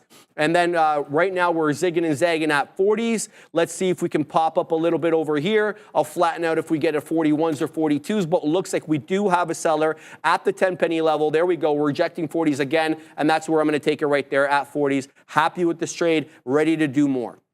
Now, what's the next look here on AAPL? So we were talking about this area being one of interest, this 230.75 to 230, like let's just say mid 80s, because of the umpteen amount of rejections we had there in the earlier trading day. So you had 1 rejection, 2, and here comes number 3, and then we all saw what happened on number 3. We dropped big boy. So I want to see exactly what we do when we work into that 3/4 to 4/5, of a dollar on AAPL. Good look for it so far. Defended 230 well, but we all can look back and see the daily chart on Apple. It's had a very hard time closing consistently above 230. Just ask me. I watch its price action every day. Biggest position in the account, the long term that is. And so I can tell you without any hesitation, it's really had trouble closing above 230. Doesn't mean that it hasn't, but when it does, typically the next day is a mean reversion trade red that brings us and closes below 230. Does that last forever and ever? No. There's probably going to be a day where we have a nice little run, maybe even breaching that 237 and change that we put in July. In my estimation, I think we do. I think this is a $4 trillion company by the end of 26, or at the end of 25, from the super cycle. But what do I know, right? So that's just, my little rant there. Anyway, breaking 50 here. AAPL is on the way up. I'm very interested into between 3/4 to 4/5. We're going to have to wait to see what we get in and around there. UPST is continuing to bleed. So that $56 HOD has now translated into 53 3/4 area low. It's not that clean. Like, look where I got out. I got out like almost 6-7 minutes ago. And it's been zigging and zagging since that time. We just breached the low where I got out. So you're going to have to pack your patience with this one. It doesn't give it to you right away. But what I'd say is put the odds in your favor and get it off a key area of support or resistance. You should get a quicker reaction if you do that, because there's usually buy and sell orders resting in that area, which causes price action fluctuation. So good look right now for Upstart. People have been yelling up a storm about Donald John Trump. It's up 11%. It murked that $27 level. It got into 28.20. Forget about 27, man. I was trying to trade this short. It's not the move today. DJ Dang T is on the way up, man. People were writing this one's obituary a hot minute ago, and it just reawoke over here. Let's have a quick look here at the 4-hour on DJT. Come on, DJT, you can load up. There we go. We're still well below the highs, even the July highs when we weaseled into 55, but a nice curl there off that $12 low, and it's been a successively successively higher highs and higher lows, man. I don't even think we put lower lows in here. If you were to calculate the troughs and the crests, I don't think we've really breached that trend. So Donald John Trump, despite the fact that it can be awfully volatile on the day, Joe, not a bad look, man. No, not at all. Great look. Speaking of obituaries, I'm just waiting for that one to come out on GME and when that thing will get past the meme stage. I'm joking. They're going to call you a suit now. Yeah, no, I'm in trouble now. I'm in trouble now, guys. The GME holders, no, it's all fun stuff. So, Sharif, I wanted to ask you this, your top three. So we have the big market capitalization race with Microsoft, Apple, and NVDA. Sir. So 1 to 3, who do you got finishing by year ends? Who's in first, who's in second, and who's year in end? third? Yeah. NVIDIA number one. Number one. Apple number 2. Okay. Microsoft number 3. And yeah, with Microsoft, I mean, it's still 10% off its all-time highs. I think I could totally agree on that one. I think that's how I would mark. So I don't personally have any beef with Microsoft, but it was running up big with that whole ChatGPT tailwind. So I think a lot of its best days, you know, right? Like a lot of CapEx. And man, right? like so they're spending a lot no beef with Microsoft. No. They're one of the best companies ever. Clearly, they're usually number one on the planet. So I mean, those are great looks, right? 3 great companies to own. So guys, we were just having some fun there with that because I think those are the assets that you want to own in the long time. Okay, guys, listen, I'm just waiting for Bitcoin here. I actually want to get in a position with Bitcoin, but first let me just touch on this Tesla here. Let me get off this. Anyways, yeah, we got stopped out break even. We're continuing to move to the top side now. If it breaks 220, then maybe it can continue a little bit higher. But what I really want to talk about is Bitcoin. I want to kind of get in on this trend. I want to join some of the fun here, totally. So I got to wait. I just got to pack my patience and hold my horses on this asset because I think maybe we can take another leg to the top side, just being up about 4 2/10% here. So we're going to wait, man. And this thing is buzzing. As we guys said before, that we have a lot of liquidations. There's a potential short squeeze going on with this thing. And we had 400 million in net inflows, which isn't a crazy amount, but it's a good amount. So 400 million in net flows into some of the ETFs here, like IBIT. So that's something really to keep an eye on and why we're moving. And me and the guys in the back were just talking about how long this asset's kind of been consolidating. And with that, the longer the consolidation, the bigger the move can potentially be. So guys, make sure you throw in your options questions in the chat. We've been having some fun with them. Throw your other things. Thoughts on TVNG, Alex? Boys, let's take a look at TVNG. I'm not overly familiar with this asset. How about you, Sharif? You know TVNG? I do not. No, I do not. But it might be right down your alley because it is a small cap. It is absolutely gapping up. TVNG, got it. Yeah, TVNG. So this thing is absolutely moving. Thoughts on it? I don't really know what it is or what it does. Oh, it's a bio, so maybe pharmacy bio. Oh, it's a bio. Yeah, that's why I was looking at it. Okay. So yeah, some bio. So surges, Boeing report time. So yeah, we don't see too much on it, but hey, it's looking good. I mean, if you're in that asset before that breakout, congratulations on that move there. That's a good look there. So yeah, good stuff there, guys. But other than that, we're just still waiting. I think we're going to be able to get a good opportunity in here on IBIT, especially if it comes to hold VWAP here in this 37 area. So if it holds that area, we're gonna look to get in there. All right, I just want to let everybody know that the buyouts, guys, what they do is they gap up aggressively on your scanner, but then they don't typically move. They move, but not in the same way that they had moved prior. And what's going on there? So essentially, one company has offered to buy out another company either for a certain price per share, sometimes it's definitive, sometimes it's not, sometimes it's all cash, sometimes it's stock and cash. It's incumbent upon you to look at the details of the buyout. Once you've done that, then you can kind of look to trade it. And it's not the same way you would trade a small cap gapper. My understanding, and I don't trade them, Neil's a lot better at this, so maybe he'll do a much more detailed explanation of this, but you're looking at getting in big size at a certain price and taking 1 or 2 penny scalps. Let's show them exactly what we're looking at here, Fabian, because we moved up big boy there, as you saw, kind of a bull flag, but it's done nothing. Well, I don't want to say it's done nothing. It's done very little since bull flagging. So a lot of the times you're going to see, people sit at $1.08 over here with 10, 15, 20,000 shares. And they'll look to take 1 or 2 penny move up or down. Works both ways, long and short. It's a trade that some traders on the floor here do, some don't.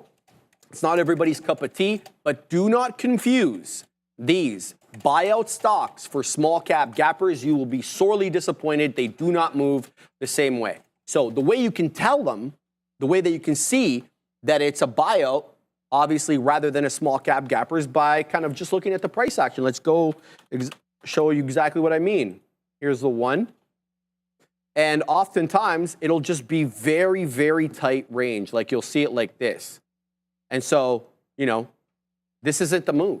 Is this the buyout actually, or am I talking right? I don't know if it's a buyout. No, Neil it's something says else. it's that. There's here it is. Something else. This is something different. Let's have a look. Yeah, I forget what it was. Tevogen Bio plans to share $1 billion in revenue potential of its pipeline portfolio beginning of the week. No, this doesn't look like a buyout. No, it's not. There's another asset. Yeah. I was saying bio, like tech. Oh, you said biotech. Yeah. I thought you said bio. No, biotech. Yeah. Yeah, my bad. Okay, misunderstood.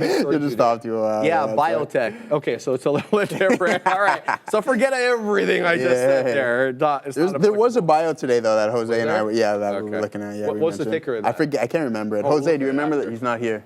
Jose's probably chilling. Yeah. All right. Okay. Well, now that I've completely made a fool of myself, we can have a look at DJT. All right. A couple of things, guys. Upstart still heading down. Here we go. Printing newer lows and continuing to print lower lows and lower highs, knocking the door of 53.50. It's continuing to break down. I'm looking for possible a hold up here because we're getting into VWAP. We'll wait and see. You're not going to find me with a resting order. But Donald John Trump just blew through 28. Here comes 28.75. This thing is strong. It's up 13 some odd %. It's continuing to go, guys. Big move today for Donald John Trump and a big move last week as well. Let me see if we have updated short interest on DJT. I don't even have a short float on DJT from Trade Ideas, so I won't be able to give you any information there. But we're gonna watch this one because it's certainly in play. I don't want to say this is the best small cap gapper, but it's certainly moving like one of the best ones right now. So we're gonna have to figure out how to weasel our trade into or our way into this trade because it looks like we're gonna get to $29 awfully soon. DJT is flying up, guys. It's a great look today.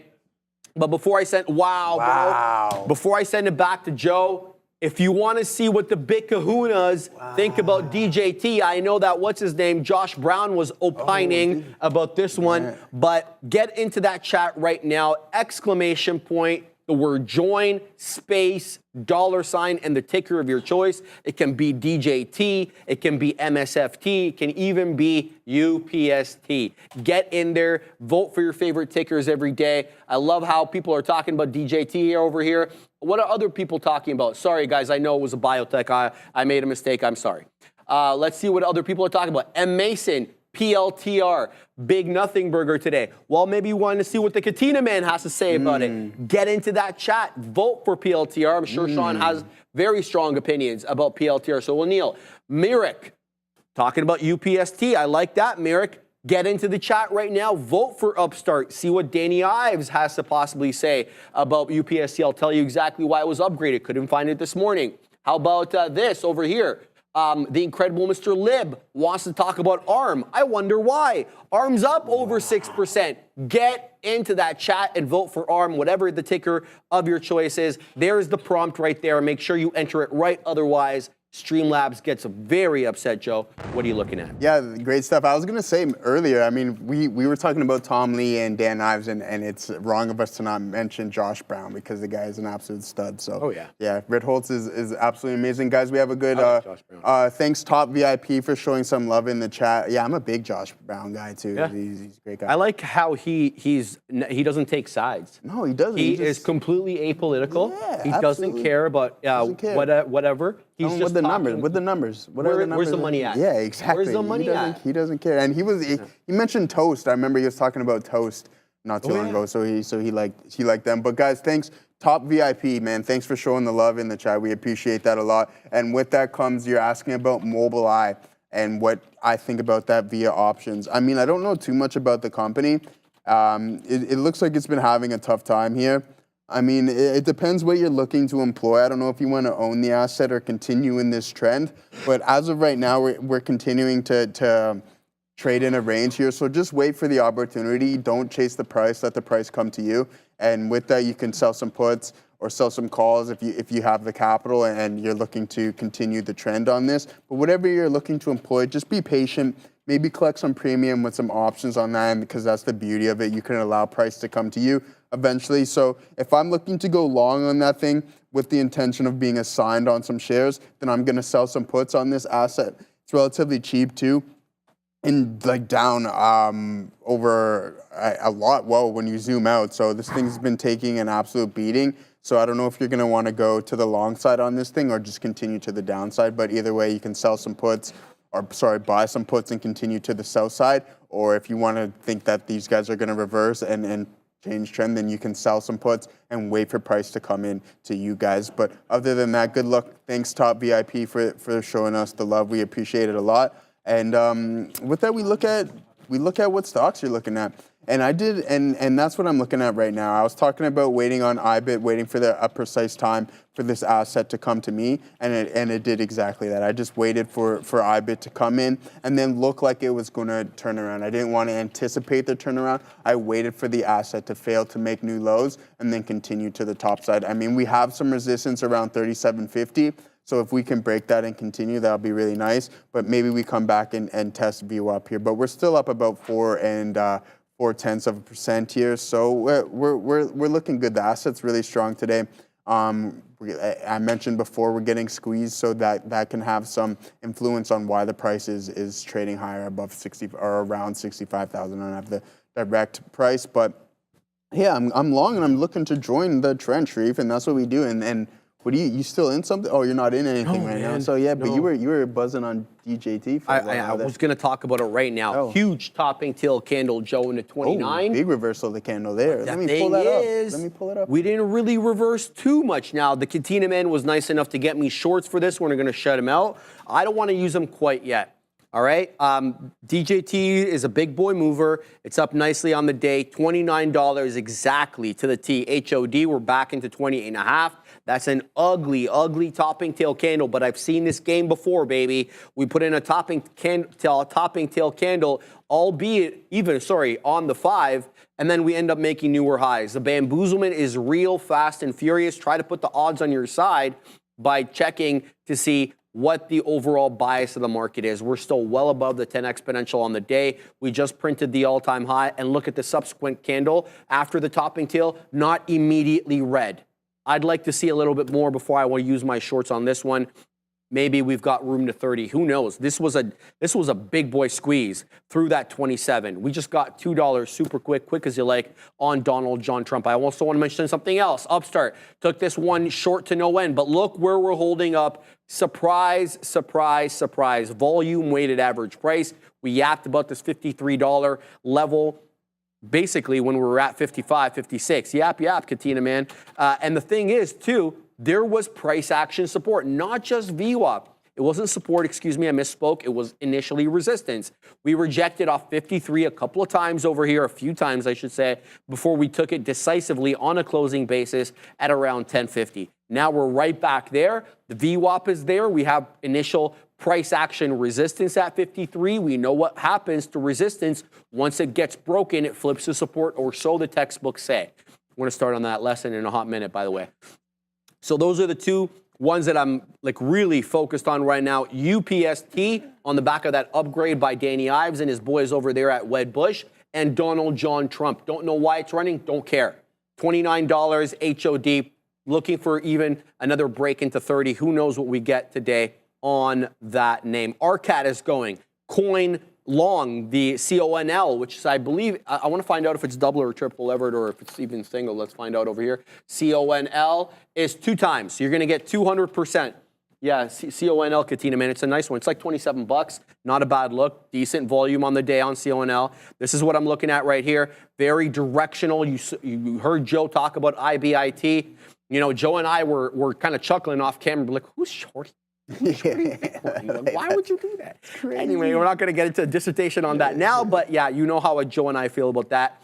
Yeah, great look there, holding up at 27.25. I'm talking about CONL, breaking through 28 again, looking to take out that HOD, essentially at the $0.50. So I'm watching all these ones. There's a lot to talk about today. RCAT I really like, but the volume is crap. Veru, shout out to Feifei. VERU, looking to wanting to go back above $1 as well. So UPST, DJT, my number one looks on the day, Joe. I'm going to send it to you super quick while we just set up for the lesson. Yeah, beautiful stuff there. Shreef's been absolutely killing it on the day, man. Good job over there, brother. And yeah, we're still here in IBIT, man. And like, look, this is just sticking to your playbook. We like sticking to the playbook, especially in strong stocks. When things hold the volume weighted average price, we look to get in, and sure enough, we are in exactly where we want to be. So I like this look on IBIT. We're having a good time over here with that one. And yeah, you ready to go there, brother? Yes, sir. All right, Absolutely. Let's rock and roll, guys. All right, Some more guys. ATR. We're talking about ATR. I'm just going to complete kind of the mini lesson that we had last week. We got Joe's awesome options lesson. Satea dropped a couple of lessons last week in case you missed it. One on stop losses and one on risk management. I can tell you genuinely, I learned a lot in all three of those lessons. So, you know, it's nice to be able to be on the receiving end of the info there. So let's talk about this one. Average true range, trailing stops for locking in profits. So traders, rejoice. We're diving into the trailing stop savior, a technique that uses the average true range, ATR for short, to lock in profits while giving your trades room to breathe. Let's see how to transform your stops using these trailing orders. So what are they?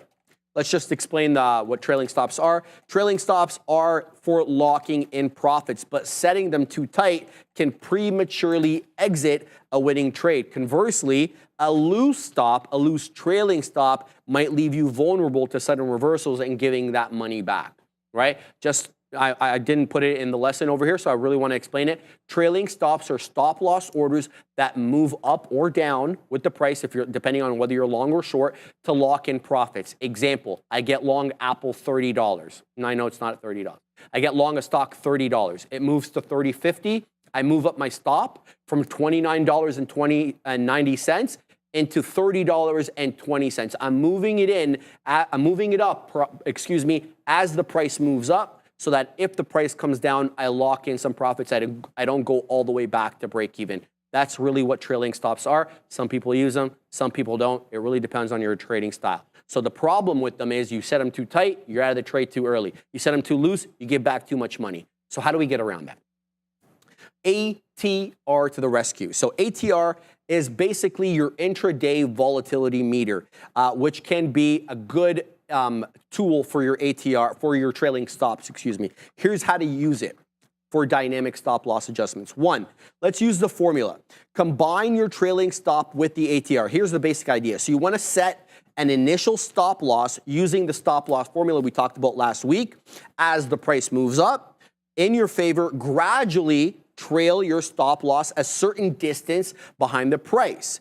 That distance is going to be determined by the following formula. Okay, you want to use the ATR, right, to determine the distance. So you're going to, number one, get the ATR on the day. What's the average true range for stock A, B, and C on the day? 1, 2, 3, you're going to need that, okay, because you're going to put it into your formula. Then you're going to use a factor. We talked about this factor or multiplier, whatever synonym you want to use. We talked about it last week.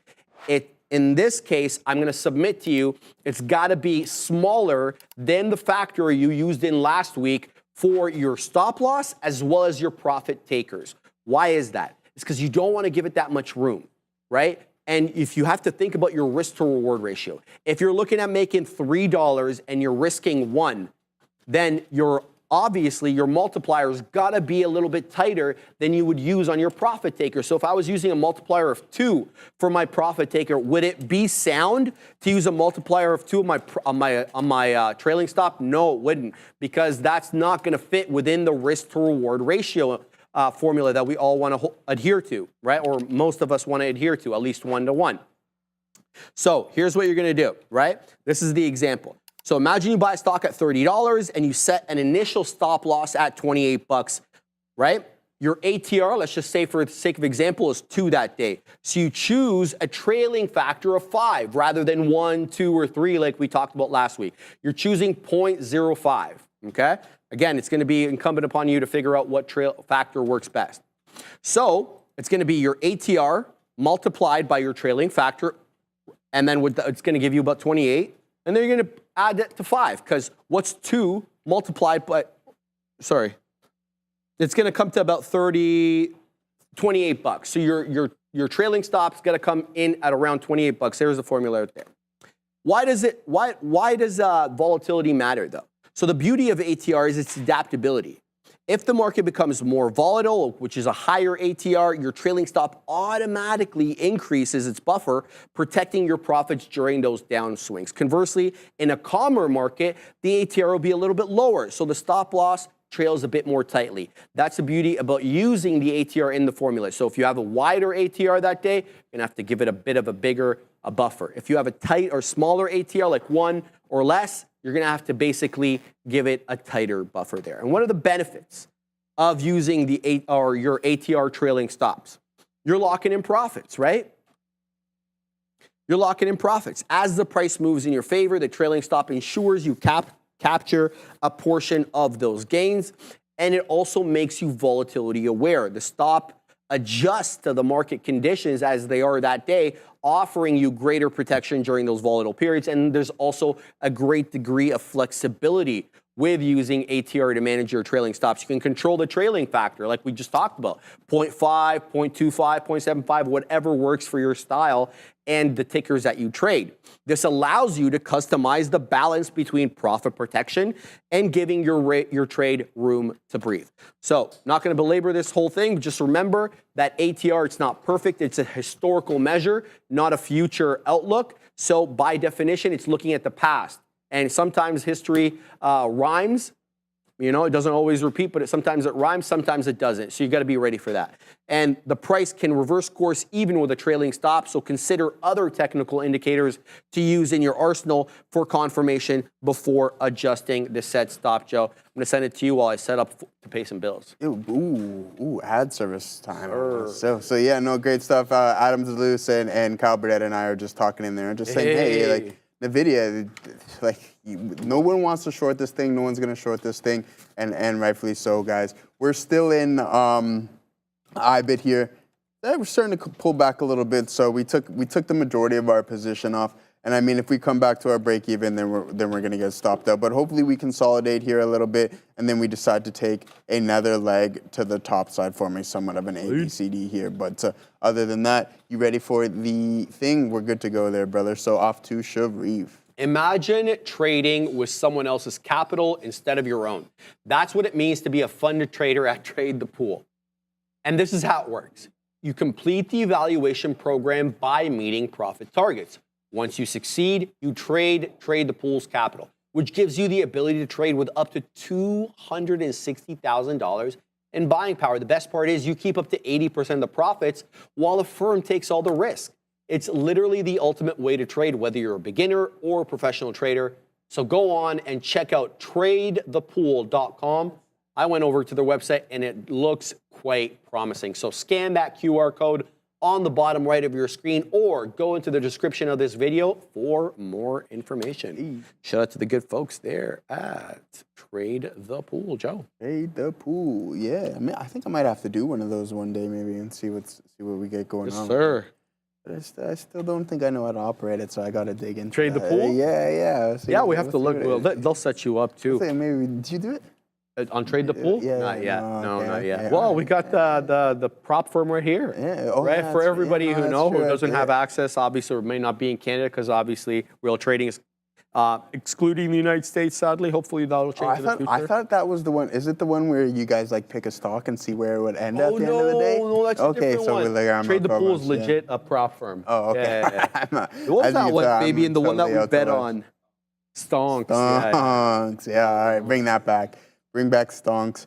Guys, we're going to get out break even here on IBIT. It's starting to pull back in a little bit, coming back to our break even price. So we're going to hold on to this one here, guys, and see what's going on. But hey, let us know what you're looking at. Oh, whoa, DJT. Okay, hold on. Whoa, we got to bring up DJT here because I was actually thinking about getting into a short position on this asset, especially on this topping tail or this inverted hammer doji that we see, and that's exactly what I was looking to short. We had almost an isolated volume signature here where buyers pushed the price up and then sellers had the ability to push it back down. But now, as you can see, this thing is absolutely ripping to the top side and it's blown past that volume, that VPA signal, and it's gone to the top side, right? So it was either it was going to fail to make a new high there and continue to the downside, or it was going to just blow the top off of this asset. So Havana, I know you're still in DJT, so kudos to you. I'm sure you're just absolutely killing it now, probably up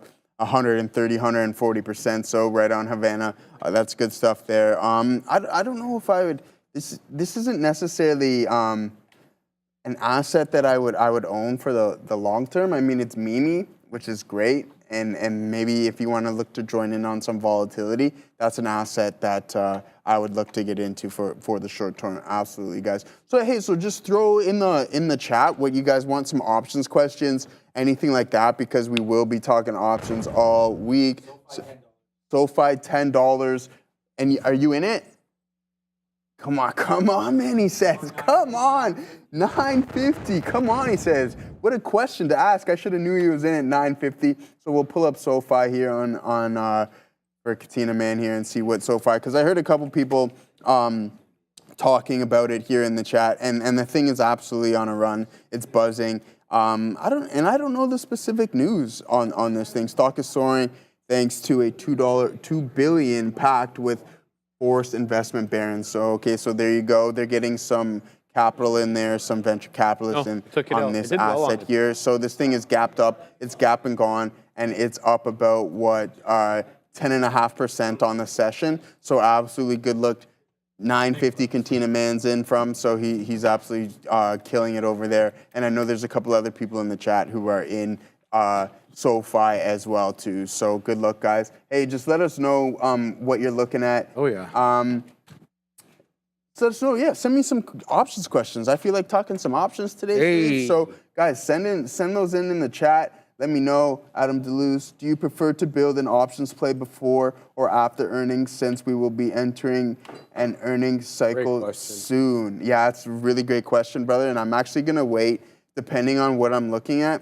If the option or the technical setup, there's a near earnings report, I'm going to wait. I'm going to let that report come out, and then I'm going to base a trade off of that one. So great question, because depending on what I'm employing, DeLuce, Adam, I don't know. I don't want to get caught in the volatility onslaught, especially from a credit spread standpoint. And you guys know I like trading credit spreads, right? So we're going to let those premiums reach a peak, and then we'll catch the smooth ride down as volatility starts to cool down. What do you got going on there, brother? We were kind of like saying tongue-in-cheek that DJT was going to hit $30.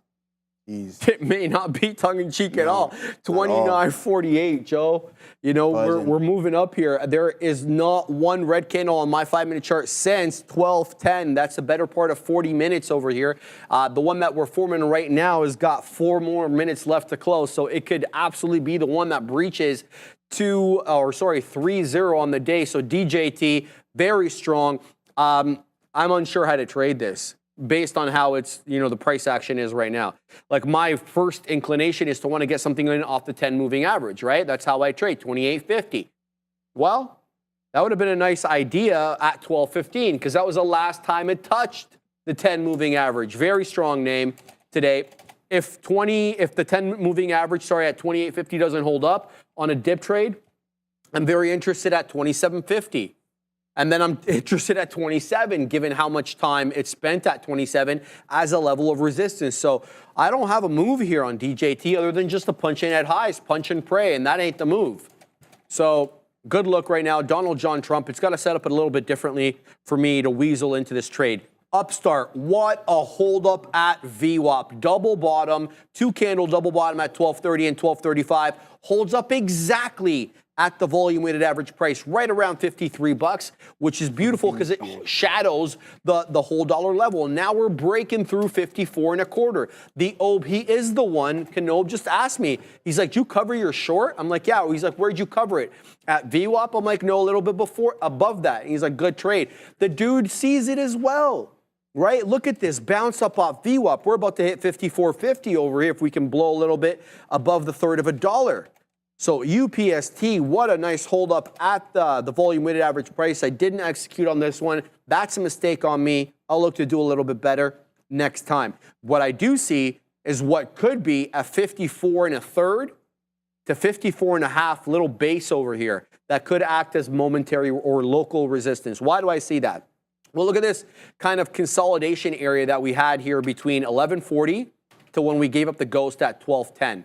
Well, the low was essentially that 54 and a quarter, 54 and a third, depending on which candle you're looking at. We're right there right now.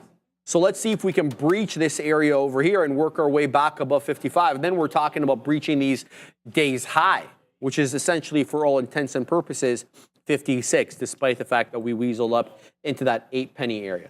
So fantastic look on Donald John Trump, on UPST. What else are you guys looking at? What else is moving? SoFi, the Katina man just We've been on my $10. chart. When we get to Sharif's chart. On my chart. Oh, Fabian. Yeah. Yeah. Sharif. Oh, Andre. It's Andre. How's it going, Andre? All right, let's have a look at SOFI, because the Katina man was yelling to me about this one. We already knew this was moving in the morning. Get it, Katina man. He's diamond handsing that trade, baby. And look. Oh, wow. Look at the volume. This is a 10-minute, this is a half an hour chart, okay. I mean, we've almost doubled. Jeez. We've almost doubled in a period of days here on on SoFi, excuse me. Right, 10. Yeah, I know, I'm so obsessed with Upstart. Did you see the catalyst on SoFi there? There was the headline today that, $2 billion SoFi stock is $2 billion. Fortress investment. You know what these guys are doing, though? They're not even loaning out the money. No? No, they're acting as middle people, and they're putting you in, so you're signing up with them. You're like, they call you a member. Oh, yeah? Right? Oh, yeah, member. Here we It's go. like, I'm a customer. Here we go. Calm down. Here we right? go. And then, so you want like student loan or whatever other personal loan to take out, to consolidate credit card debt or whatever you want to do.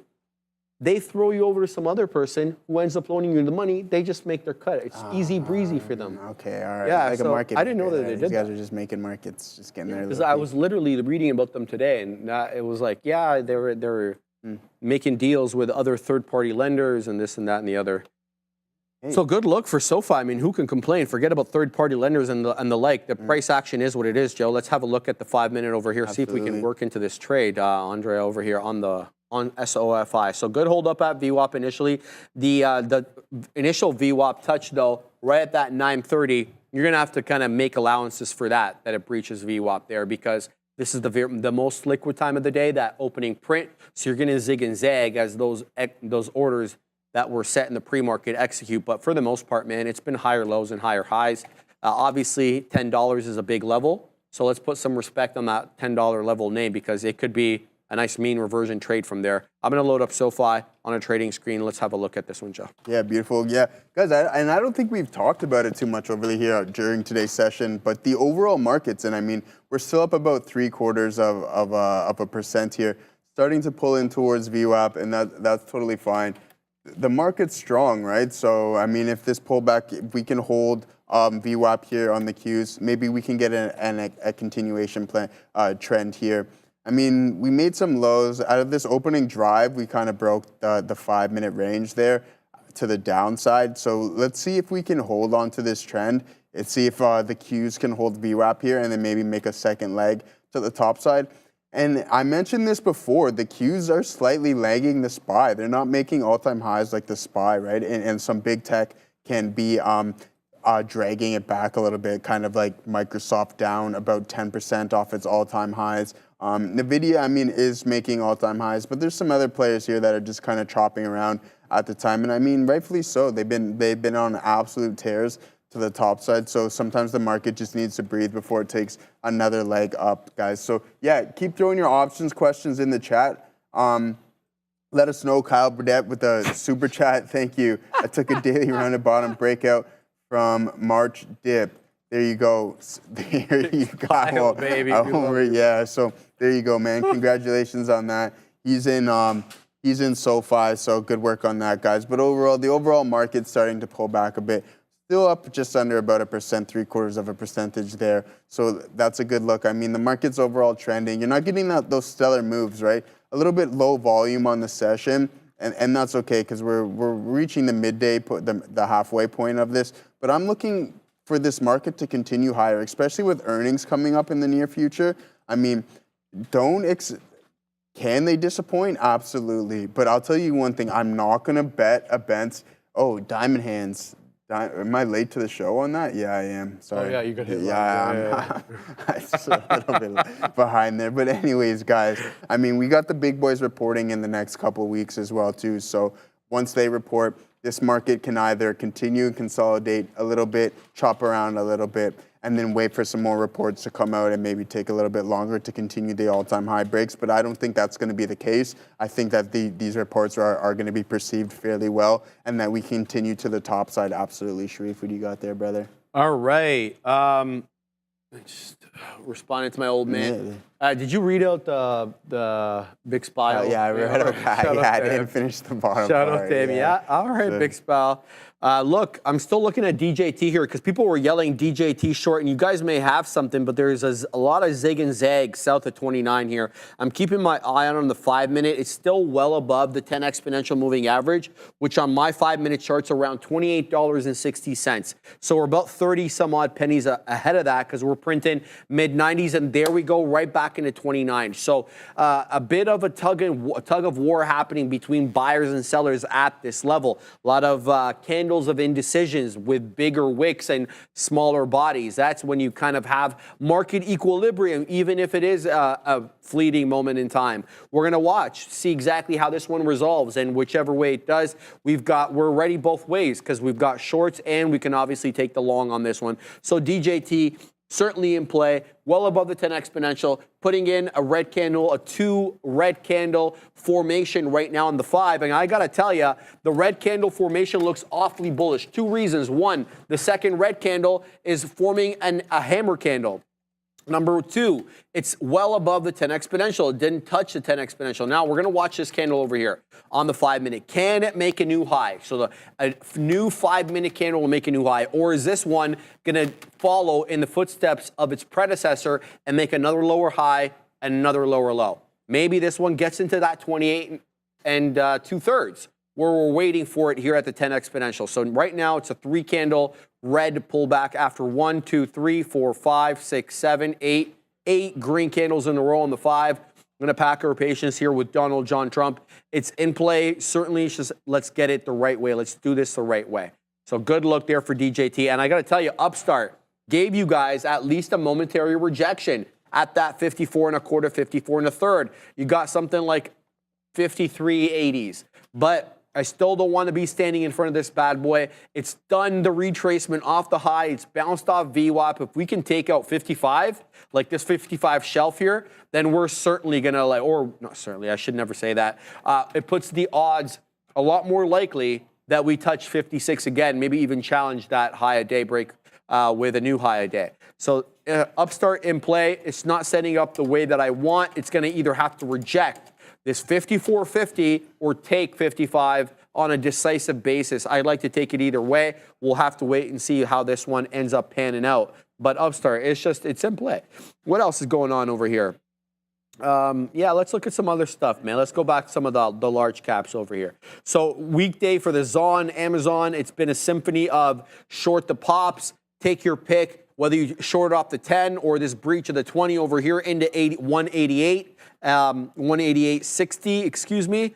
You printed again, obviously, because it sold off. So that's in play. Meta doing a rounded top off the volume weighted average price. Look at that hold up there into 593. Nice double bottom with the IB low. We end up holding that at 1130. Move back into VWAP to test VWAP at 595.50. But it's not just VWAP. This was a mistrade by me. I would have set up on this. Have a look. We have the area low in the more liquid time of the day, let's say between 10:15 to when we broke down at almost 11. we were holding the 596 area, right? Then we give it up pretty aggressively, right down into 592.5 to hold up with that double bottom. And then we work up. You think it's just VWAP. It's not. It's the area low. So it's support flipping to resistance. This was a good setup that I missed. META, I want to see what it does back into that 596 area, especially if it puts in a higher low. If we don't go back into 592 and change and we hold up maybe above 594, that's a higher low. So you're challenging that 596 flat top break. It's not a flat top, but you get what I mean.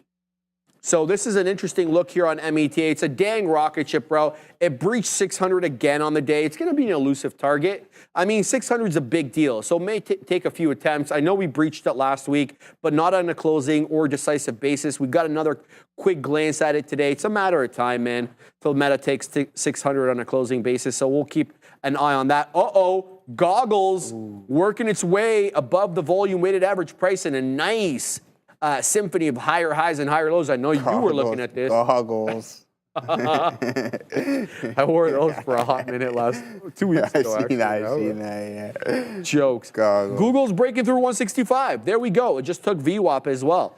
So, yeah, there's some market names moving here, baby. Yep. We got Google moving. What else? What's going on over there, Katina, man? Maybe breaking FX highs. The Katina man says we may be breaking FX high soon. Let's have a look at what these Chinese ADRs are up to during the midday. Okay. All right. Why isn't it loading, bro? Let's weasel down. There we go. The Katina man just took out some right at 33s. So shout out to him. It's been a symphony of lower highs and lower lows, Katina man. So good for you. Did you re-up at VWAP? Because I know you love the VWAP. He's short at 50s. He's short at 50s, so he's well up here, guys. I mean, it's a good look there. It's been printing lower highs and lower lows, Katina, man. So you might get that 33 flat bottom break aggressively over here. And we know how these Chinese ADRs roll, Joe. Niels talks about it all the time. You know, they have a way of mean reverting, having a great pre-market, and then once the bell rings, giving back a lot of the gains. The sell program button. The sell program goes on, right? Yeah, absolutely. Donald John Trump is reaching highs, I'm being told by everybody over here, and we're right back above 29 again on DJT. Have we taken out the high of the day quite yet? We're on our way, baby. 48s, 50s, there it goes. My God. Jeez. DJT is on one today. There's a seller at 51. Careful with that. Looks like it might be a moment until they get taken out over here. But there's a sell. There it is. This thing's gonna tank if he. He's gonna tank if he loses. Yeah, it's absolutely ripping. Look at it go. This was the trade crazy. today. Yeah, that was a my big time goodness. trade. Yeah. Yeah, I didn't have the right idea. I was trying to short this one. I'm not negative on it, but wow, a DJT. Good look there, man. What are you looking at? That one's a barn burner for sure. So it's absolutely buzzing, guys. We're in TQs here. I mean, we're in where we want to get in and around VWAP. We held this area. We're going to see if we can take that second leg to the top side here, especially with we got the Mag 7 moving up. So there's someone in the chat, Nick W. Joe, can you look at some IWM? I have some calls that expire next March, sorry. And yeah, good on you on those. I mean, when the Fed is cutting rates, that's a good sign for small caps.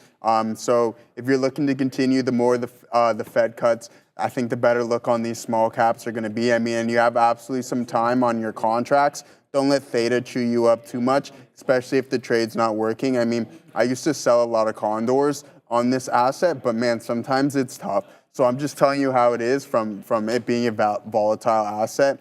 Just be wary, right? Because even though we do have a definitive trend, it takes a while to get to where it wants to go. And with that, your trading options contract, you can maybe lose a lot of the value of your contracts to theta and not get the expected move that you're looking for on those assets. So, I mean, good luck on those. If you have a really good price on them and you're already in the money and you have them until March, like I said, with the Fed cutting rates in a rate cut cycle, then that's a good look for you on the small caps. Absolutely, guys. Ooh, okay, so yeah, the Qs are starting to pull back a little bit. We're not going to hold this too heavy. I mean, we got to 75.96. We're going to hold this still, and if it doesn't hold that level, then we're going to get out and we'll just take a small 1 hour loss on that, which is totally fine. We're not in this asset too big.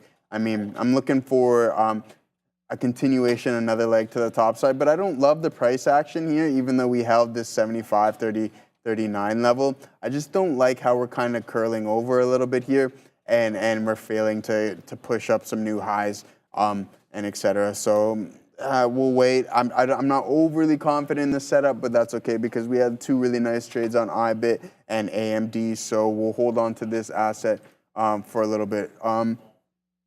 Does Theta mean that chews up the premium? So Nick W, what Theta does, so whatever you paid for your contracts, and I'm assuming, I don't know if you bought in the money, out the money, or at the money, but you paid a specific premium for those. And with Theta, if your unrealized profit from the gains in the asset moving higher don't outweigh Theta, then eventually your options will just expire worthless, all right? So you want to be able to be profitable before you sell those contracts. And if you're like, hey, I'm like $4 or $5 in the money, but I'm still down, that's because Theta diminished the value of your contracts, and now you need the asset to move significantly higher in order for you to be profitable, all right? So just be wary of that. I do have some AMD calls that are kind of breaking my heart, but that's okay because I'm not going to hold on to them much longer, right? But even though I do have some time till expiry, if the setup's not working out how I want to, then I'll just cut the trade and then always look for another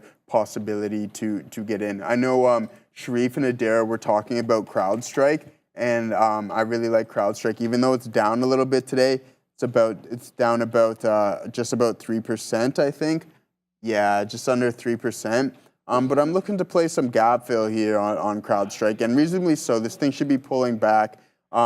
So glad we're not in this thing too much size or anything like that. We'll wait for the pullback, and then once we re-enter this gap, we'll look to fill this area here because there's a nice 20-point move there on this asset. And I mean, hey, it's still not a horrible company, right? So we still like CrowdStrike, and we're gonna stick to this one. We'll keep our guns on this one here for sure. What do you got, brother? Absolutely. I'm trying to take Donald John Trump here long, trying to take the pullback long. We'll see what we can do with this one. Where are we long? We're long 34s. We're going to give this one a try, see if we can work our way through the $0.50, maybe take even high a day again. I'm not going to give this one much in the way of room at all. Like, it's going to have to hold up generally in this area. Otherwise, you know, it's just so extended, and I don't want to be part of a move back down. So we're going to hang out, find out, see what we get over here. If it wants to retake that $0.50 level quick as you like, then I'll be pleased as punch. If not, then we'll get stopped out. It's really that simple. So packing my patience. Let's see what we get here. It's not the only thing that's moving, though, guys. There's plenty of other stuff moving. All right, we're back at the $0.50 here in Donald John Pump. Let's see if we can weasel out some trade. Oh, there we go. Okay, come on. Give me that print, baby. Let's go. There's a seller at 55s. We're going to have to move down if we want to take that sell. We're going to have to take that sell there. Otherwise, it didn't jam. No. Am I good there? Do I have another? Yeah, good. I did it the right way. Okay, so we're nice. We're about 20 pennies on the money here on Donald John Pump. Printer jammed. Fabian is making me laugh. Let's take out something near the high day break. So this is obviously a bit of a riskier trade because you're positing that we take out the 62 pennies. HOD. So that's what I'm trying to look for right now. We're at 55s, a bit of a seller there. Here comes 59s. All right, let's see if we can take out this level, baby, on Donald John Pump. Let's see if we can get up into that 69 penny level. We're 59, so we're gonna have to squeeze a bit more 60s, 65s. Here we go. Nice move. That's what I'm just gonna take it out there. I'm not gonna wait. Go. Good trade here on Donald John Pump. This one's continuing to go. $30 incoming, guys. I won't be convinced otherwise. We just took out 62s. We're on our way to 69s. Let's see if we can continue to move up here. 17 and a fifth. Let's put some respect on this one's name. It is moving up big. Here comes 75. There goes 75, Joe. What a move up. 77s HOD now on Donald John Trump. Come on, let's go. Let's get into 30s, baby. In case you guys are wondering what to vote for, I would suggest DJT. Nobody knows why it's moving, but that's the beautiful part of these markets. You can kind of hypothesize why things are moving. Obviously, we're going to tell you the honest truth, and the polling is different now than it had been the last couple of months, weeks, whatever. And that could be significantly affecting crypto. It could be significantly affecting other areas that are connected with a Republican win. We're going to have to obviously keep eyes on it. Less than a month away from the election, excuse me. We're very obviously attentive to that on this side of the border for multiple reasons, not just because we work in the markets, but obviously it has a way of affecting Canada. There's no question about that. So keeping an eye here on DJT, figuring out how I can work my way back in. Well, you're putting in higher lows and higher highs on every little retracement there. So if we get a decided rejection off 30, I'm going to have to rethink that whole higher low, higher high thing, but we're going to have to get to 30 before we can even judge that. So keeping my eye on this one, impressed with how it has traded on the day. DJT has been very strong these last few days, Joe. I'm just going to show the daily real quick over here so we can kind of get an idea. We're certainly not at highs, but this has been a very, I say steady recovery, but it's been pretty consistent over here the last few days with one red day over here. But this has been a big candle, relatively speaking. From 24s at the low, and we're going to get to $30 at the high. So relatively speaking, a bigger day, red or green for DJT, especially if we close at the highs like this. This is not something we've done in a while. Like, look at these outlying days on DJT. Sure, it can go, but it has a way of mean reverting. Like this topping tail candle over here on 715. Kind of the same thing. So keep an eye here and figure out exactly how we can weasel into this trade if there is a trade to be had. Guys, I want to remind you, there's about, let's say 40 minutes left, a little bit less than 40 minutes left to vote for your favorite tickers every day. If you want to see NVIDIA on there, how about Upstart? How about DJT, Coinbase?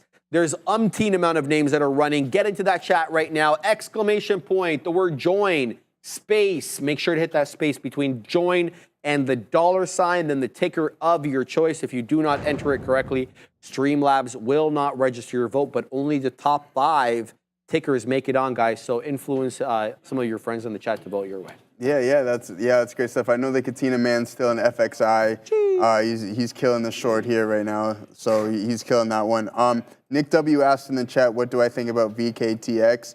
Pharmaceutical. Oh my I don't know if I have a thumbs down thing, but I'm giving this one, Nick, a big thumbs down, brother. Just going to be totally frank with you. I'm not going to stick with any of these pharmaceuticals or anything. I don't want to lead you in the wrong direction, so I'm just going to be totally honest with you. And I don't know about this asset. I'm not the biggest fan of these guys. So, hey, I mean, it's your own capital. Do what you want with it, but that's just kind of my 2 cents here. I wouldn't really mess around with that too much. There's other better things to trade, absolutely, than that. So just want you to be around for a while. That's all, brother. So that's it. So, anyways, guys, we're gonna get back in.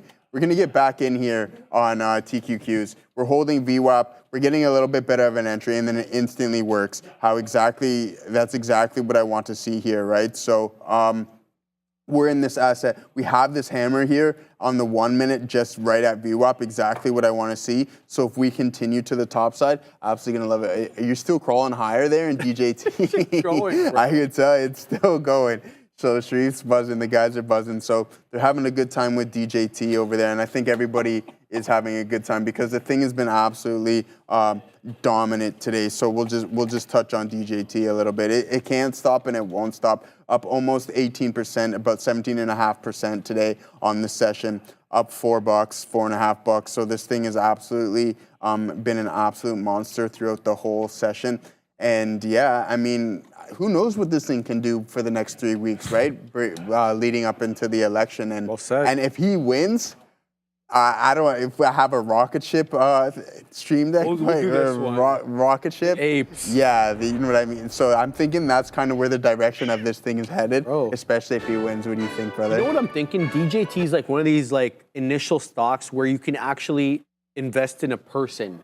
You know what I mean? That's exactly what it is. I don't know if you've heard about any of this, but there's like some coin. I don't know if they're NFTs or coins or exactly what, but you can basically invest in a person vis-a-vis an NFT or a coin, and they can give you a certain percentage of whatever gross they make out of a certain area of their life. So, No way. Yeah, it's like an investment method into a person. Yeah, I thought that was pretty cool. So just buy Tesla is what you're saying. No, but, right? Like, but you know what I mean. I'm like legit being serious here. Yeah. I don't know exactly what the methodology and the how the execution is going to work, but you're literally invest. Obviously, this is an equity, not an NFT or coin, right? But I wonder if this is interesting. Yeah, because I remember you were mentioning before, and I heard something about it with like Ethereum on the blockchain. Like you can buy fractions of real estate now, which is pretty cool and stuff like that, just on the chain. So and be able to prove ownership instantaneously. Yeah, exactly. Without any government body having to create a land titles registry or anything like that. It's on the blockchain, and it will always exist on the Identify blockchain. that you own this fraction of. Yeah, there you go with technology. All right, what are you guys doing over here? I don't know what, I'm getting trolled here, and I didn't do anything. Yeah, Neil's like, join Cowboys. Who else? This other guy was trolling me as well. I'm like, oh, God, I don't want to talk about that. But forget who it was. But anyway, you guys like, oh, how the Cowboys doing? Yeah, they didn't do that well at all. Did you guys say it was the biggest loss ever or something like that? I heard you guys talking about, yeah, since Jerry Jones bought the team, Katina Man is saying it's the biggest loss. And I know yesterday he was not happy. Is he still GM? Like, yeah, he's owner and GM. Cowboys owner says he won't make any coaching change despite blowout's loss, but he's very angry about it. Sports. Very concerned, he says. All right, Jerry. Jerry reminds me of Hoop in Semi-Pro. What's Will Ferrell's character? You never seen Semi-Pro? No. Yeah, Jackie Moon, right? He's player, owner, coach, and that's Jerry Jones there, player, owner, coach. Mallard's pumped. Go Lions. Yeah, you guys did well yesterday, man. I got to tell you, Jared Goff is surprising to me, man. I didn't think that trade would manifest in the way that it did, but hey, have at it, baby. Detroit was good last year. They're obviously good this year. So I'm sure, it's about time. Because you know that I went in 09, 10 to Detroit when they had their 0-16 season. Oh my God. And I held up a huge sign, "Eat 'em up, Lions, eat 'em up," just trolling the hell out of them. And I won't even want to tell you how much I paid for those tickets. They were almost free. Oh, okay. Yeah. All right, so, there you go. yeah, the Lions, you guys need all the help you can get in terms of, some momentum. Yeah. It's been a hot minute for you guys. I mean, they lost Matt Stafford, and the guy wins the Super Bowl the next year. Right? So. I know, right? And there you go. Drop, families guarded. Yeah, look, bro, we lost. You Canada boys are Cowboys fans, says Mallard. I don't think they all are, just me. The Katina Man likes them for a different reason. Neil just despises them. All right, what else we got over there? Yeah, he's answering to you pretty quickly there. Mallard, shout out to you. 10 years ago, it was anyone but Patriots. Now it's anyone but Chiefs. Yeah, I know. I was hearing from the boys over there that the Chiefs are like the number one hated or the number two hated team now after the Cowboys. I don't think they have the number one most loved. Yeah, I think so. I don't think they have you that. You telling me that the Chiefs were being hated now? No. Or yeah. So I'm sure one of you guys, Neil, was that you who told me that? Wasn't Neil. They just didn't have the same aura as the Patriots, right? Because the Patriots, the Patriots, they didn't know how to lose, right? Those guys and Bill Belichick, something about them, people just didn't like. The city of champions, because Boston's just always winning. They just win something all the time. So Robert Kraft was on an interesting pod the other day, and he was talking about the whole Brady saga with Belichick. He's like, Brady came into his last year, and I promised him we wouldn't franchise him. And if it was up to Belichick, they would have franchised him, right? And he let him walk away. Brady came to him and said, look, I've been an honest, I've been a loyal employee for this man. And he let him walk away without getting franchised. And obviously he did what he wanted to do, and he won that Super Bowl and to the detriment. So you got to give the nod to Robert Kraft a little bit there, man. Yeah, like hold so. Good staying true to his word. No right? Jerry Jones. Yeah. Wow. What a shot there, eh? Okay, I didn't expect that. No. All right, we digress here for a second. We're just talking some football. There's no Thanksgiving football on this side of the border, but when it's your Thanksgiving, guys, there'll be plenty of football. Let's have a look at what we're doing here on Upstart. Fabian, because we broke through that $55 shelf. We were talking about 54 and a quarter being that shelf and then possibly 55. We breached both now. So UPST realistically could be headed for another high a day touch there or an attempt at 56. It wasn't that successful of an attempt because we wicked above 56 and then we tanked back down to 53. So here we go, the upstart again.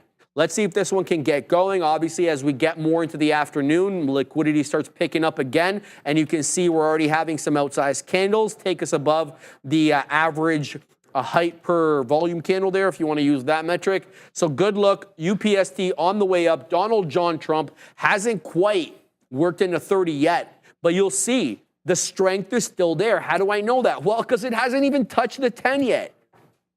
It hasn't even been weak enough to retrace to the 10 exponential and get a nice little footing there. It's putting in a bunch of resistance at that 3/4 to 4/5 of a dollar as of late. 3 candle hold at that 29.79 area. So we'll keep eyes on that. DJT certainly in play.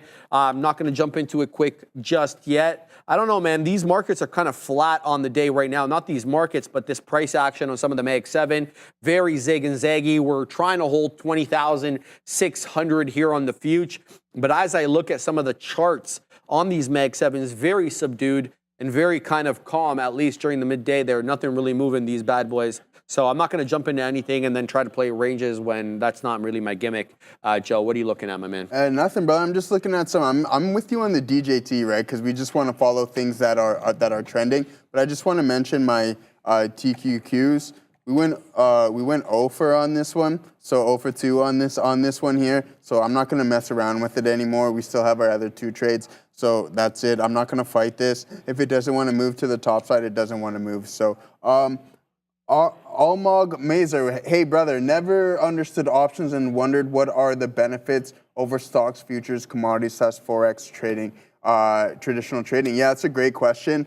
Arlog, I mean, it's a leverage derivative, right? So there's a bunch of different benefits from trading options. And one of them, I think the main one that people use options for is the leverage that they provide you, right? So one options contract equals 100 shares, but it's also the capital requirements, and that's the key thing. So essentially, when you trade options, you don't own the underlying asset, you just have rights and obligations to them, and with that comes strike prices. So you have the ability to choose an asset and at what fixed price that you want to own at it, and the capital requirements are extremely low. So I use this example in our previous lesson with Apple.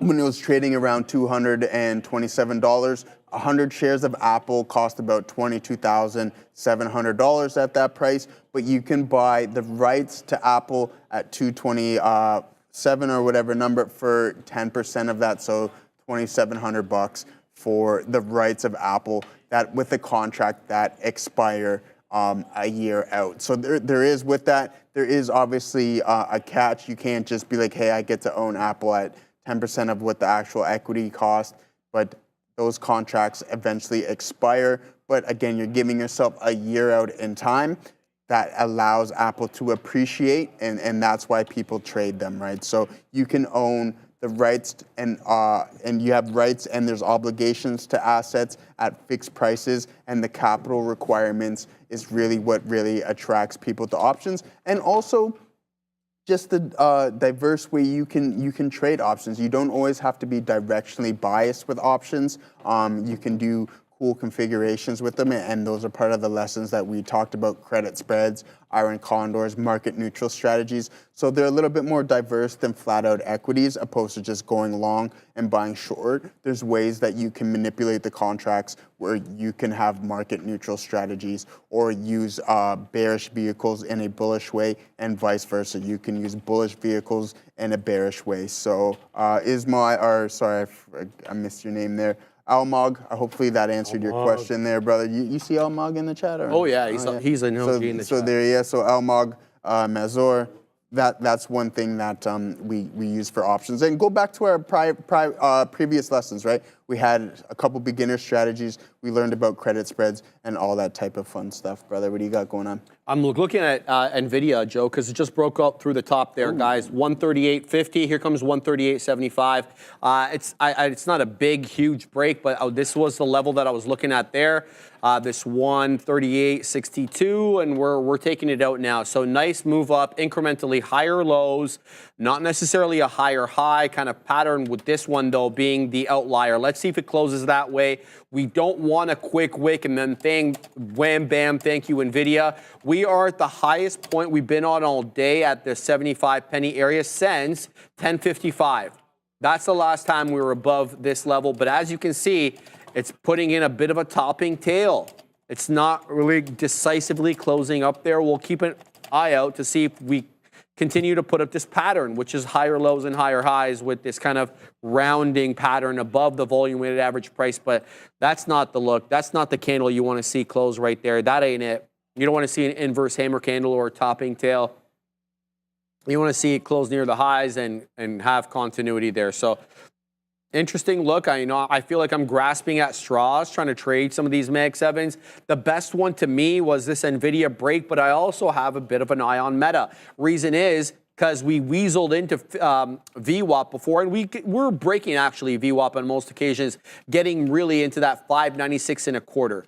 So we set up what looks to be a support level at 594, which is a good look, right? Because it's a higher low. Right? Remember, we were talking about this 593 being the low. Now it's 594. Now, with that the case, can we break through this 596 level decisively? Or at least get into VWAP? Right now, again, I feel like I'm grasping at straws because every time I look at a pattern setup, the candle that we're currently on makes me question that again, because now it looks like it's putting an inverse hammer candle and we're headed right back down. Kind of the same look as NVIDIA over here. So look, I got to tell you guys, I've had one trade on Apple today. It was successful, but I really haven't traded any other Mag 7 names. They really haven't been in play for me today. That doesn't mean they weren't in play in the morning. I'm just talking about the midday. So I'm going to keep my eye out on DJT, which is obviously knocking on the door of that $30 area. $29.95 HOD. It still hasn't touched the 10 exponential moving average since 12:15.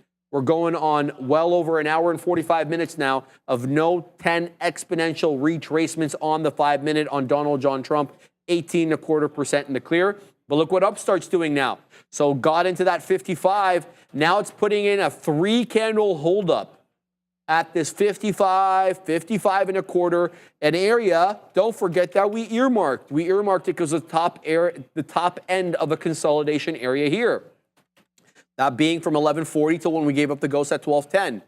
We're a bit higher now, but look at that, how quickly we retraced. Let's see if it holds up above the 10 exponential. Or is this going to be a lower high relative to that area crest at 56, and we work down right back into VWAP like we did last time, just this time with a lower high, and then maybe, who knows, a flat bottom break. I don't expect that, though. It's a very strong name, and it's been a good time for that sector, that let's call it DeFi, fintech sector, buy now, pay later kind of thing, which is what they're involved in. So good look right now for Upstart. I don't have anything on it right now. The other one, the one that I confused with a buyout, TVGN, has been trading at VWAP since 110, and it's been holding up there. So remember, there's a different trade to be had here at the dollar, between north or south of a dollar. I think it adds a bit more credence to the trade, possibly, if VWAP is featuring there, not just the whole dollar. So TVGN, again, I'm not involved in this one, nor do I really want to be, but I'm looking for trade ideas for other people. RCAT, this one, breaching the 20-period exponential on a closing basis, and it has not done that all day. And that takes us all the way back to 9:30. Every single closing print north of the 20. Now we're actually getting a decided breakdown on 2 candles, not just one. So RCAT could be a mean reversion, maybe back into 375. You're going to have to size into this one, though, if you want to make any real money, because it's not giving you much in the way of a notional move. So RCAT's in play. And then the coin long, bro. Bitcoin's held up today. Yeah. Look at CONL. Yeah, absolutely. Derivative. It's held up. Absolutely. So is that it's a derivative. Back up. Yeah, I never seen that. Yeah. CONL. Yeah. $27. All right. So about Not 10%. bad. Yeah, With so 10%. volume. Yeah. That's good. Maybe looking get into that one there. Yeah, because coin is expensive yeah, now. coin's Gone really... are the days when Coinbase is $30. It's no longer 2022 anymore. No, it's there's crazy. no more. It's gone, far gone. Crazy. So that thing actually went on an absolute tear. Coinbase, so good looking at that. I actually want to pull it up right now and see what this asset has been doing. I mean, it's kind of correlated with Bitcoin, right? So more transactions with this thing. It's been a little bit weak. Had a good pullback in here. Let's see. It's still how high off the highs there. Still about 30% off its all-time highs there. But CONL, that's definitely a good leverage look there on this asset. So yeah, good look there, Sharif. That's a good one there, brother. Hal R asked me, Joe, do you sell naked puts? I don't sell naked puts, Hal R. But also, if you're looking to do so, and I'll touch on first on why I don't specifically want to sell naked puts, is because I don't want to own some. Well, I would like to own some of them, but I don't want to own anything for the long term and risk assignment. So I don't want to, if it finishes in the money, I don't want to own any of those shares. So I'll always do a credit spread so that my broker, if I were to finish in the money, would just automatically exercise. But what we're going to be talking about this Thursday, CSPs, cash secured puts. Those are exactly what you want to do. You want to sell naked puts with the intention, Sharif, of getting assigned on those because you want to own those shares, all right? So I don't sell them, but there are strategies that say, yeah, you're looking to get assigned on those naked puts, and that strategy is the options wheel, brother. So yeah, good question there, Hal R. Guys, we don't got too much time left in the chat. Throw your options questions. I might have missed one here. But hey, just throw it back in the chat again, and we're going to do our best to answer those as always. Guys, look, see, this is exactly why I didn't really take out that third entry on the TQs, is because I'm not liking the price action on the higher time frames of the overall market. I mean, Sharif was talking about NVIDIA not too long ago, and it's crawling, right? It's still strong up. Yeah, it's still crawling, kind of pulling back into VWAP a little bit here now. But so is the overall market, still up just under 3% on the session, and rightfully so. This thing's been absolutely strong. Jose, Obi, and I were talking in the back to see if we thought that NVIDIA would push all-time highs today. So yeah, that's the look on that. I'd never underestimate Jensen. Expect all-time highs probably in the near future. They don't report till mid-November, I don't think, anyways, like November 22nd or something along those lines. So there's still a lot of time for this asset to chop around in these areas. But I think in the near future, probably by weekends, because we're really by the weekend, that we make a new all-time high on that one, guys. So again, one more. We don't got much time left, only about 26 minutes, guys. You're good. Keep tight. All right, yeah. So there we go. Keep going. Throw your options questions in the chat, and then now we are off to Sharif. All right, guys. Sorry, still early? Okay. Well, we'll get it ready. We'll get ready. I thought we were ready. I thought we were good to go. Just give him a minute. Right? I'm looking at Donald John Trump, DJT. Nice retracement. First time it's touched the 10 exponential on the 5-minute since 12:15. And so here you go. It came right into 20. I tried to punch along there at quarters. I missed it. I didn't want to chase it because I was, quite frankly, unsure. I wanted to scalp it and then weasel some out at the $0.50, and it didn't give me enough room to make any profit, so I canceled my order. I'm still thinking this could be a short, though, because, yeah, sure, we put in a nice hammer candle, but we're awfully close to the 10, so we could make a newer low here. Well, where does a new low come in? Well, it comes in vis-a-vis a fifth of a dollar break. So if we break that 29.20, this is an interesting short. I'm getting short here. Let's see what happens. Maybe we can mean revert into something a little bit better or something. Sorry, a little bit better. Calm down, bro. A little bit lower. Let's put in our stop to account for some bigger moves. I have to manage this position. Okay, so let's put into this over here. We'll see what we get there. Looking for that move down. Let's go. Are you sure you're short it now? Yeah, I'm short it at this level. Looking for that move down. Can I send it to you for a sec? Because I have to put in my stop. Yeah, absolutely. Off to me. So someone in the chat said, Joe, TSM is reporting this weekend. I think we were talking about it earlier today, and it does. It reports on the 17th, so on Thursday, that is. And guys, I just want to point this out here. And I was actually a little bit late to the dance on that one. So sometimes being fashionably late isn't good. And nor am I going to chase this asset. But this is just what I want to point out here. And this is a thesis that I was touching on before, is gap fills. And there it is. And then now we're back off to Sharif. Yes, sir. Thank you for that, Joe. Yes, We're going to pay some bills, baby. Yeah, pay the All bills. right, guys. Trade smarter, not harder. Upgrade to an elite trading experience. What I'm talking about here is eSignal. You can analyze, you can strategize, and you can certainly capitalize, foresee those profitable opportunities with the platform you need. You get infinite data, you get instant trading. You know where the market is moving before others with that lightning fast execution data. And the charts, they change the game. You can customize and you can analyze markets a lot faster and in the way that you want. You also get better backtesting, better scanning. You can predict the future by understanding the past.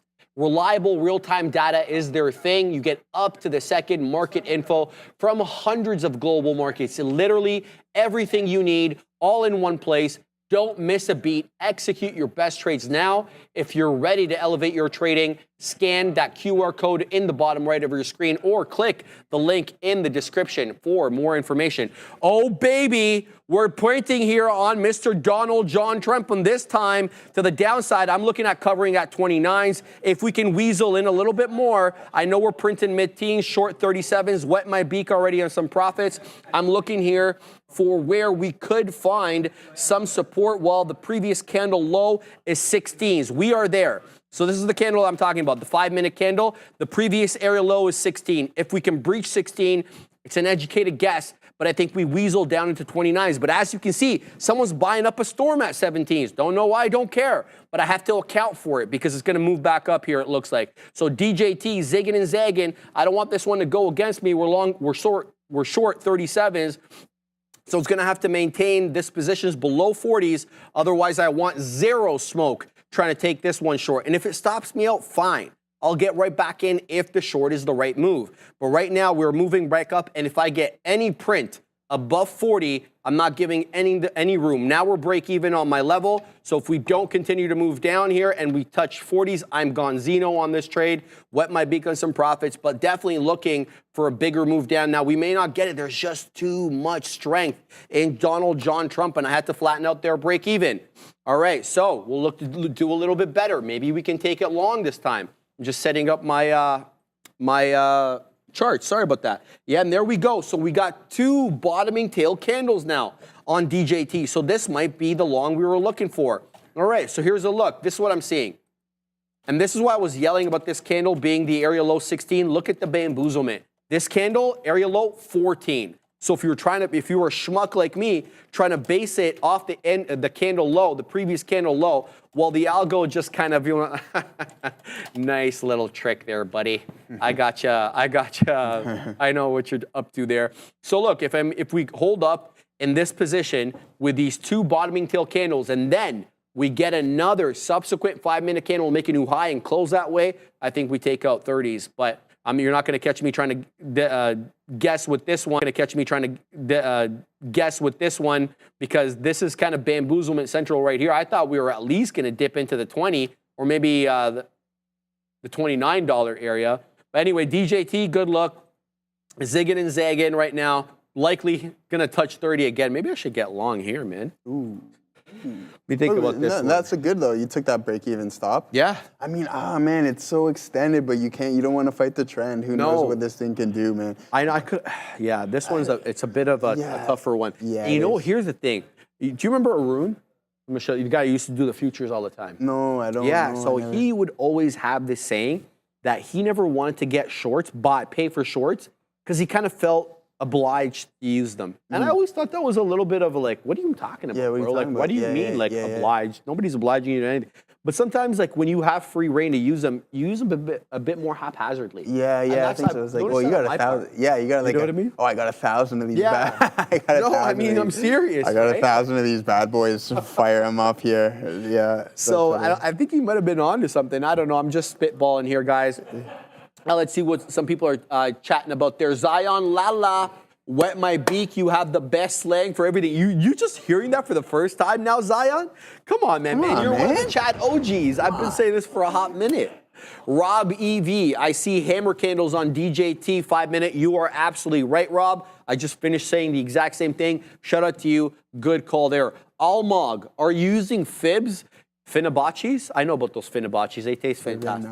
I'm just joking there because you guys know I slipped up that one day. Are you using fibs or those smaller on those smaller time frames? Speaking as a Forex trader background, I don't use fibs intraday. I'll just tell you that offhand. If I do, see exception, not the rule. I always will use fibs, though, on my longer-term positions to see where I can probably get in for some retracements. If I don't have Almog, an obvious level of price action support, I'll give you that 300 on Caterpillar. I'll give you that 200 on Apple. I'll give you that 165 on Apple. If I don't have clear price action support and resistance, that's when I employ them. I hope that helps. Otherwise, I don't like to use them as a de facto because I think price action support and resistance is a bit more precise there. So I hope that helps. And yeah, let me know how you're doing with Forex these days, man. Forex. You know, I don't hear we were talking about that. We never really dabbled too much into the world of Forex. The only one, trade I did it's was just the exchanges. to get the account going. Yeah, exactly. So you know what I mean? That's it. No, Almog has a really great question. Regarding your explanation, isn't lower cost using options effective your profit and loss potential opposed to buying 100 shares? That's actually such a fantastic question. And we're going to touch onto this right now. Okay, so for an example, we're going to go back to our Apple example. $227 Apple is, right? It costs you $22,700. Now, that same options contract can cost you $2,700. Now, say Apple moves $20, right? So $2,000 in profit. So what we're going to do here now is what an options contract will always do is equate to the value of what the underlying asset is moving at, right? So 10%, so you get, say, $20 move, you get 10%, or sorry, it equals to 10% of 22,000. So you profit 2K on that trade. So that's 10% of, a little less than 10% of 22,700, but that is that's 100% of what you paid for that options contract. So from a return standpoint, 10% opposed to almost 100% return. So the options contract using intrinsic and extrinsic value will always equate to what the value is, and that's why people trade options. So Almog, hopefully that answered your questions, and that's exactly why people trade options, all right? So really good question. Hopefully that answered it. And dig a little bit more into it. It was kind of a vague answer and kind of quick. I sped it up a little bit, but that's exactly what that's exactly what it does, though. And that's why people trade options, right? So when, regardless of what you pay for 100 shares, if you only make a couple $100 on the trade, it works out fractions of a percentage compared to the actual contract, right? So the contract will always substitute the value of those shares. Always. Joe, can I ask you something? Yeah, for sure. If there is like a bullish twist to the market, like say for example 21, when everything was pumping, and then 22, when everything was the opposite, down. Does that change? Donald Trump is breaking 29, guys. DJT, sorry, calm down, Sharif. So what I'm trying to say is, like in 22, when everything was really bearish, does that increase the premiums on the puts? Whereas when everything was bullish in 21, did that increase the premiums on the calls? And, no, that's a really good question. And with bear markets comes increase in volatility. But when the market is kind of pricing in a direction, it's going to decrease the value of those premiums, right? Because it knows, right? So they're like, hey, the odds are kind of more in your favor, so we're not going to pay you out as much, and things may not be as expensive. But to refer to your 2022 example, is that the volatility was extremely high, and like you could see the VIX during that time was at like all-time highs, I think, in that area. And we'll pull up the VIX, but with that comes with increased volatility. So 24 was when the VIX went, but 22, I think, is the area, and we had increase in the VIX, and I mean, COVID, the VIX was crazy. But again, what the option market will do was just, it won't price in as much premium for the direction that's kind of favored per se, if that makes any sense. But as you can see on the VIX, we were kind of elevated here on the VIX, but with that came increased options Interesting. premium. That's really interesting. So it would always be skewed to kind of favor it, right? These guys are smart, their equations and stuff and everything like that, so they're not going to make it too easy for you. Yeah, I mean, I get that, right? They're trying to make money too, right? Exactly. The Chilean Nightmare sent me this article, and I want to show it here. This is hilarious. Elon Musk accused of copying designs by iRobot director. Calm down there, bro. You didn't make real robots, okay? They were just fake. And so this is real. So he's not copying anything. I don't know why I have this inclination to defend Elon. I guess because everybody's always attacking so him. hard so it's on just him. like, yeah. But that's interesting. Say it again, Fabian. He doesn't need the defense. Yeah, I know. He's got plenty of defense. Well, I was reading. They said he's going to be like, he's projected to be the world's first trillionaire in the next That's what I saw. in a couple of years. 2027. I was wondering how that's all. Come on, there's a couple Saudi guys with the oil who Well, might that's even, the people that we right? don't know. Yeah, though. exactly, right. Those So there's guys a keep couple. everything. They don't need to tell you. And these Russian oligarchs up here, right? they got a little bit of money too, They got some right? change. So They got some change. they got in some their change pocket. as well. So shout out to the. Well, we're not going to shut them out. Yeah. So fucking, yeah. All right, guys, we're moving back up off this $29 area on Donald John pump, but I was looking at 29.20. Actually, call me crazy. I thought we would hold up here. Let's see what we do with this 29.60 area or 29.50. I think we did have some resistance at 29.50 here on the 1 minute. We had what I see to be a 6 candle holdup. But here we go again, moving right back in. And I saw you guys talking about this one, saying bye-bye DJT. I know, man. I was looking at this one too. I wanted a decided break so I can get short, take the mean reversion back. You know, it's up big, 16%.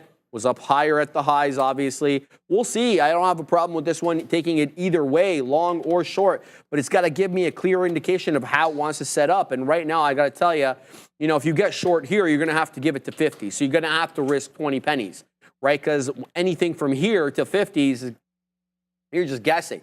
50s is where you know rejected. So you know there was a seller at 50. It's just how big is that seller? And is it enough to prevent the buying that may show up when we weasel in there?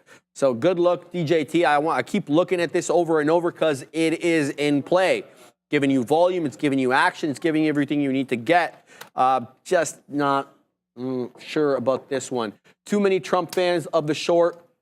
Too short DJT now. You never know, man. You know, sometimes there's just bigger money that can manipulate things either way. You're not wrong, though. Joe and I were talking about this a little bit before earlier. We're talking about, you know, is this a stock to invest in Donald Trump as a person rather than any fundamentals as this company has? Because they don't make that much money. Let's call a spade, bro. Exactly. It's a meme. It's a meme, right? Yeah. It's meming. And just I think that's one thing to touch on too is just like understand when a company is fundamentally strong and just understand when the market is having fun with the ticker, I think there. I love tycoon Russian oil guards instead of Russian oligarchs. I like that that's one, a good dude. one. There you That's go. actually, I think Adara would have liked Yeah, that you one, took that too. one out of Adara's book. Yeah, that's Adara's that I was playbook gonna right say. there. Havana Woody, long now. He's long. DJT, shout out Havana. What are you seeing, my man? Are you looking at that 29 holdup or what was the look there? I was also looking for a 29.20 rejection, given that we had bounced off 29.20 a bunch of times before giving up the ghost. But I think I was seeing what I wanted to rather than like a legit look there. So tell me what you're seeing. Are you long off 29? If you did, fantastic. You're well in the money, 35 pennies. Who could complain about that? Right on 21, bro. Take it long. Shout out to you, Havana. It's gone now, bro. It's at the third of a dollar. Zigging and zagging. And Havana, I love the trade. I do love it, but we're still putting in lower highs. Facts are facts. Area crest, area crest, area crest, right? And then the lower lows are in play too. So who knows? Donald John Trump could be a Donald John reversion on the day, and I don't think he'll, you know, well, he probably wouldn't be happy about that because it goes down, and you know, he's not going to like that. But whatever it is, Joe, we're going to keep looking for the trades all week.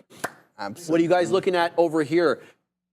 Malinowinsky, how is no one talking about China's military drill? Didn't know that. We actually did hear, Brendo told me this morning that there was military drills being done near Taiwan. Obviously not a good look.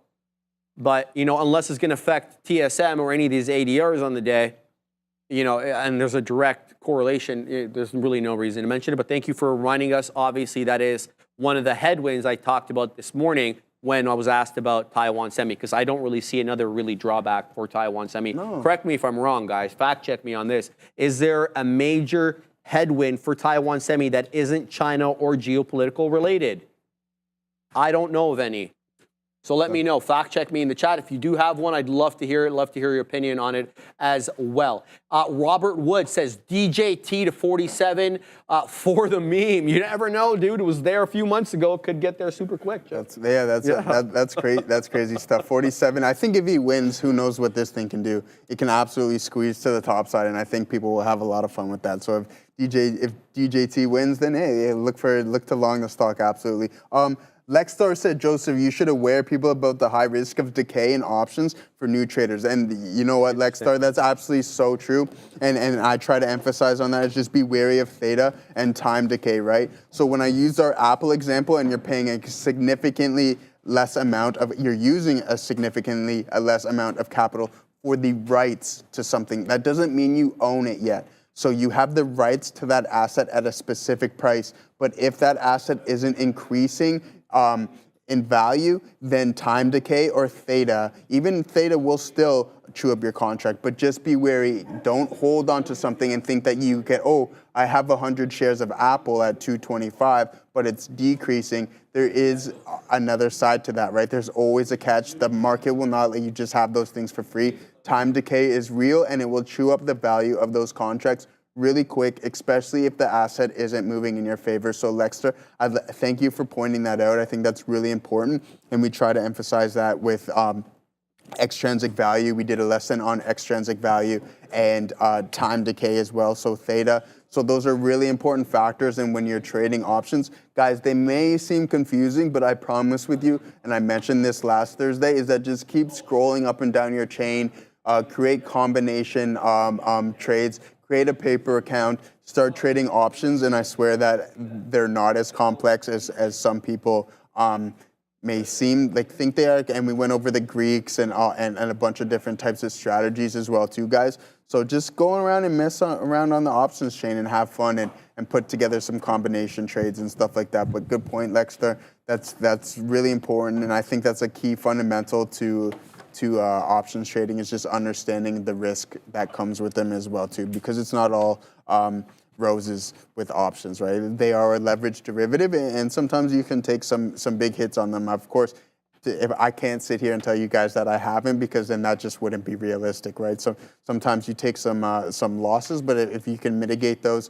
because when you're just buying flat out options, you do have the way to do so, and that's what the options contracts are for, opposed to just flat out equities, is that they also, even though they're leveraged, they can also help mitigate risk as well too, guys. So yeah, that's really good stuff. So good luck on that one, Lexter. And I don't know what's going on with my computer here, kind of glitchy.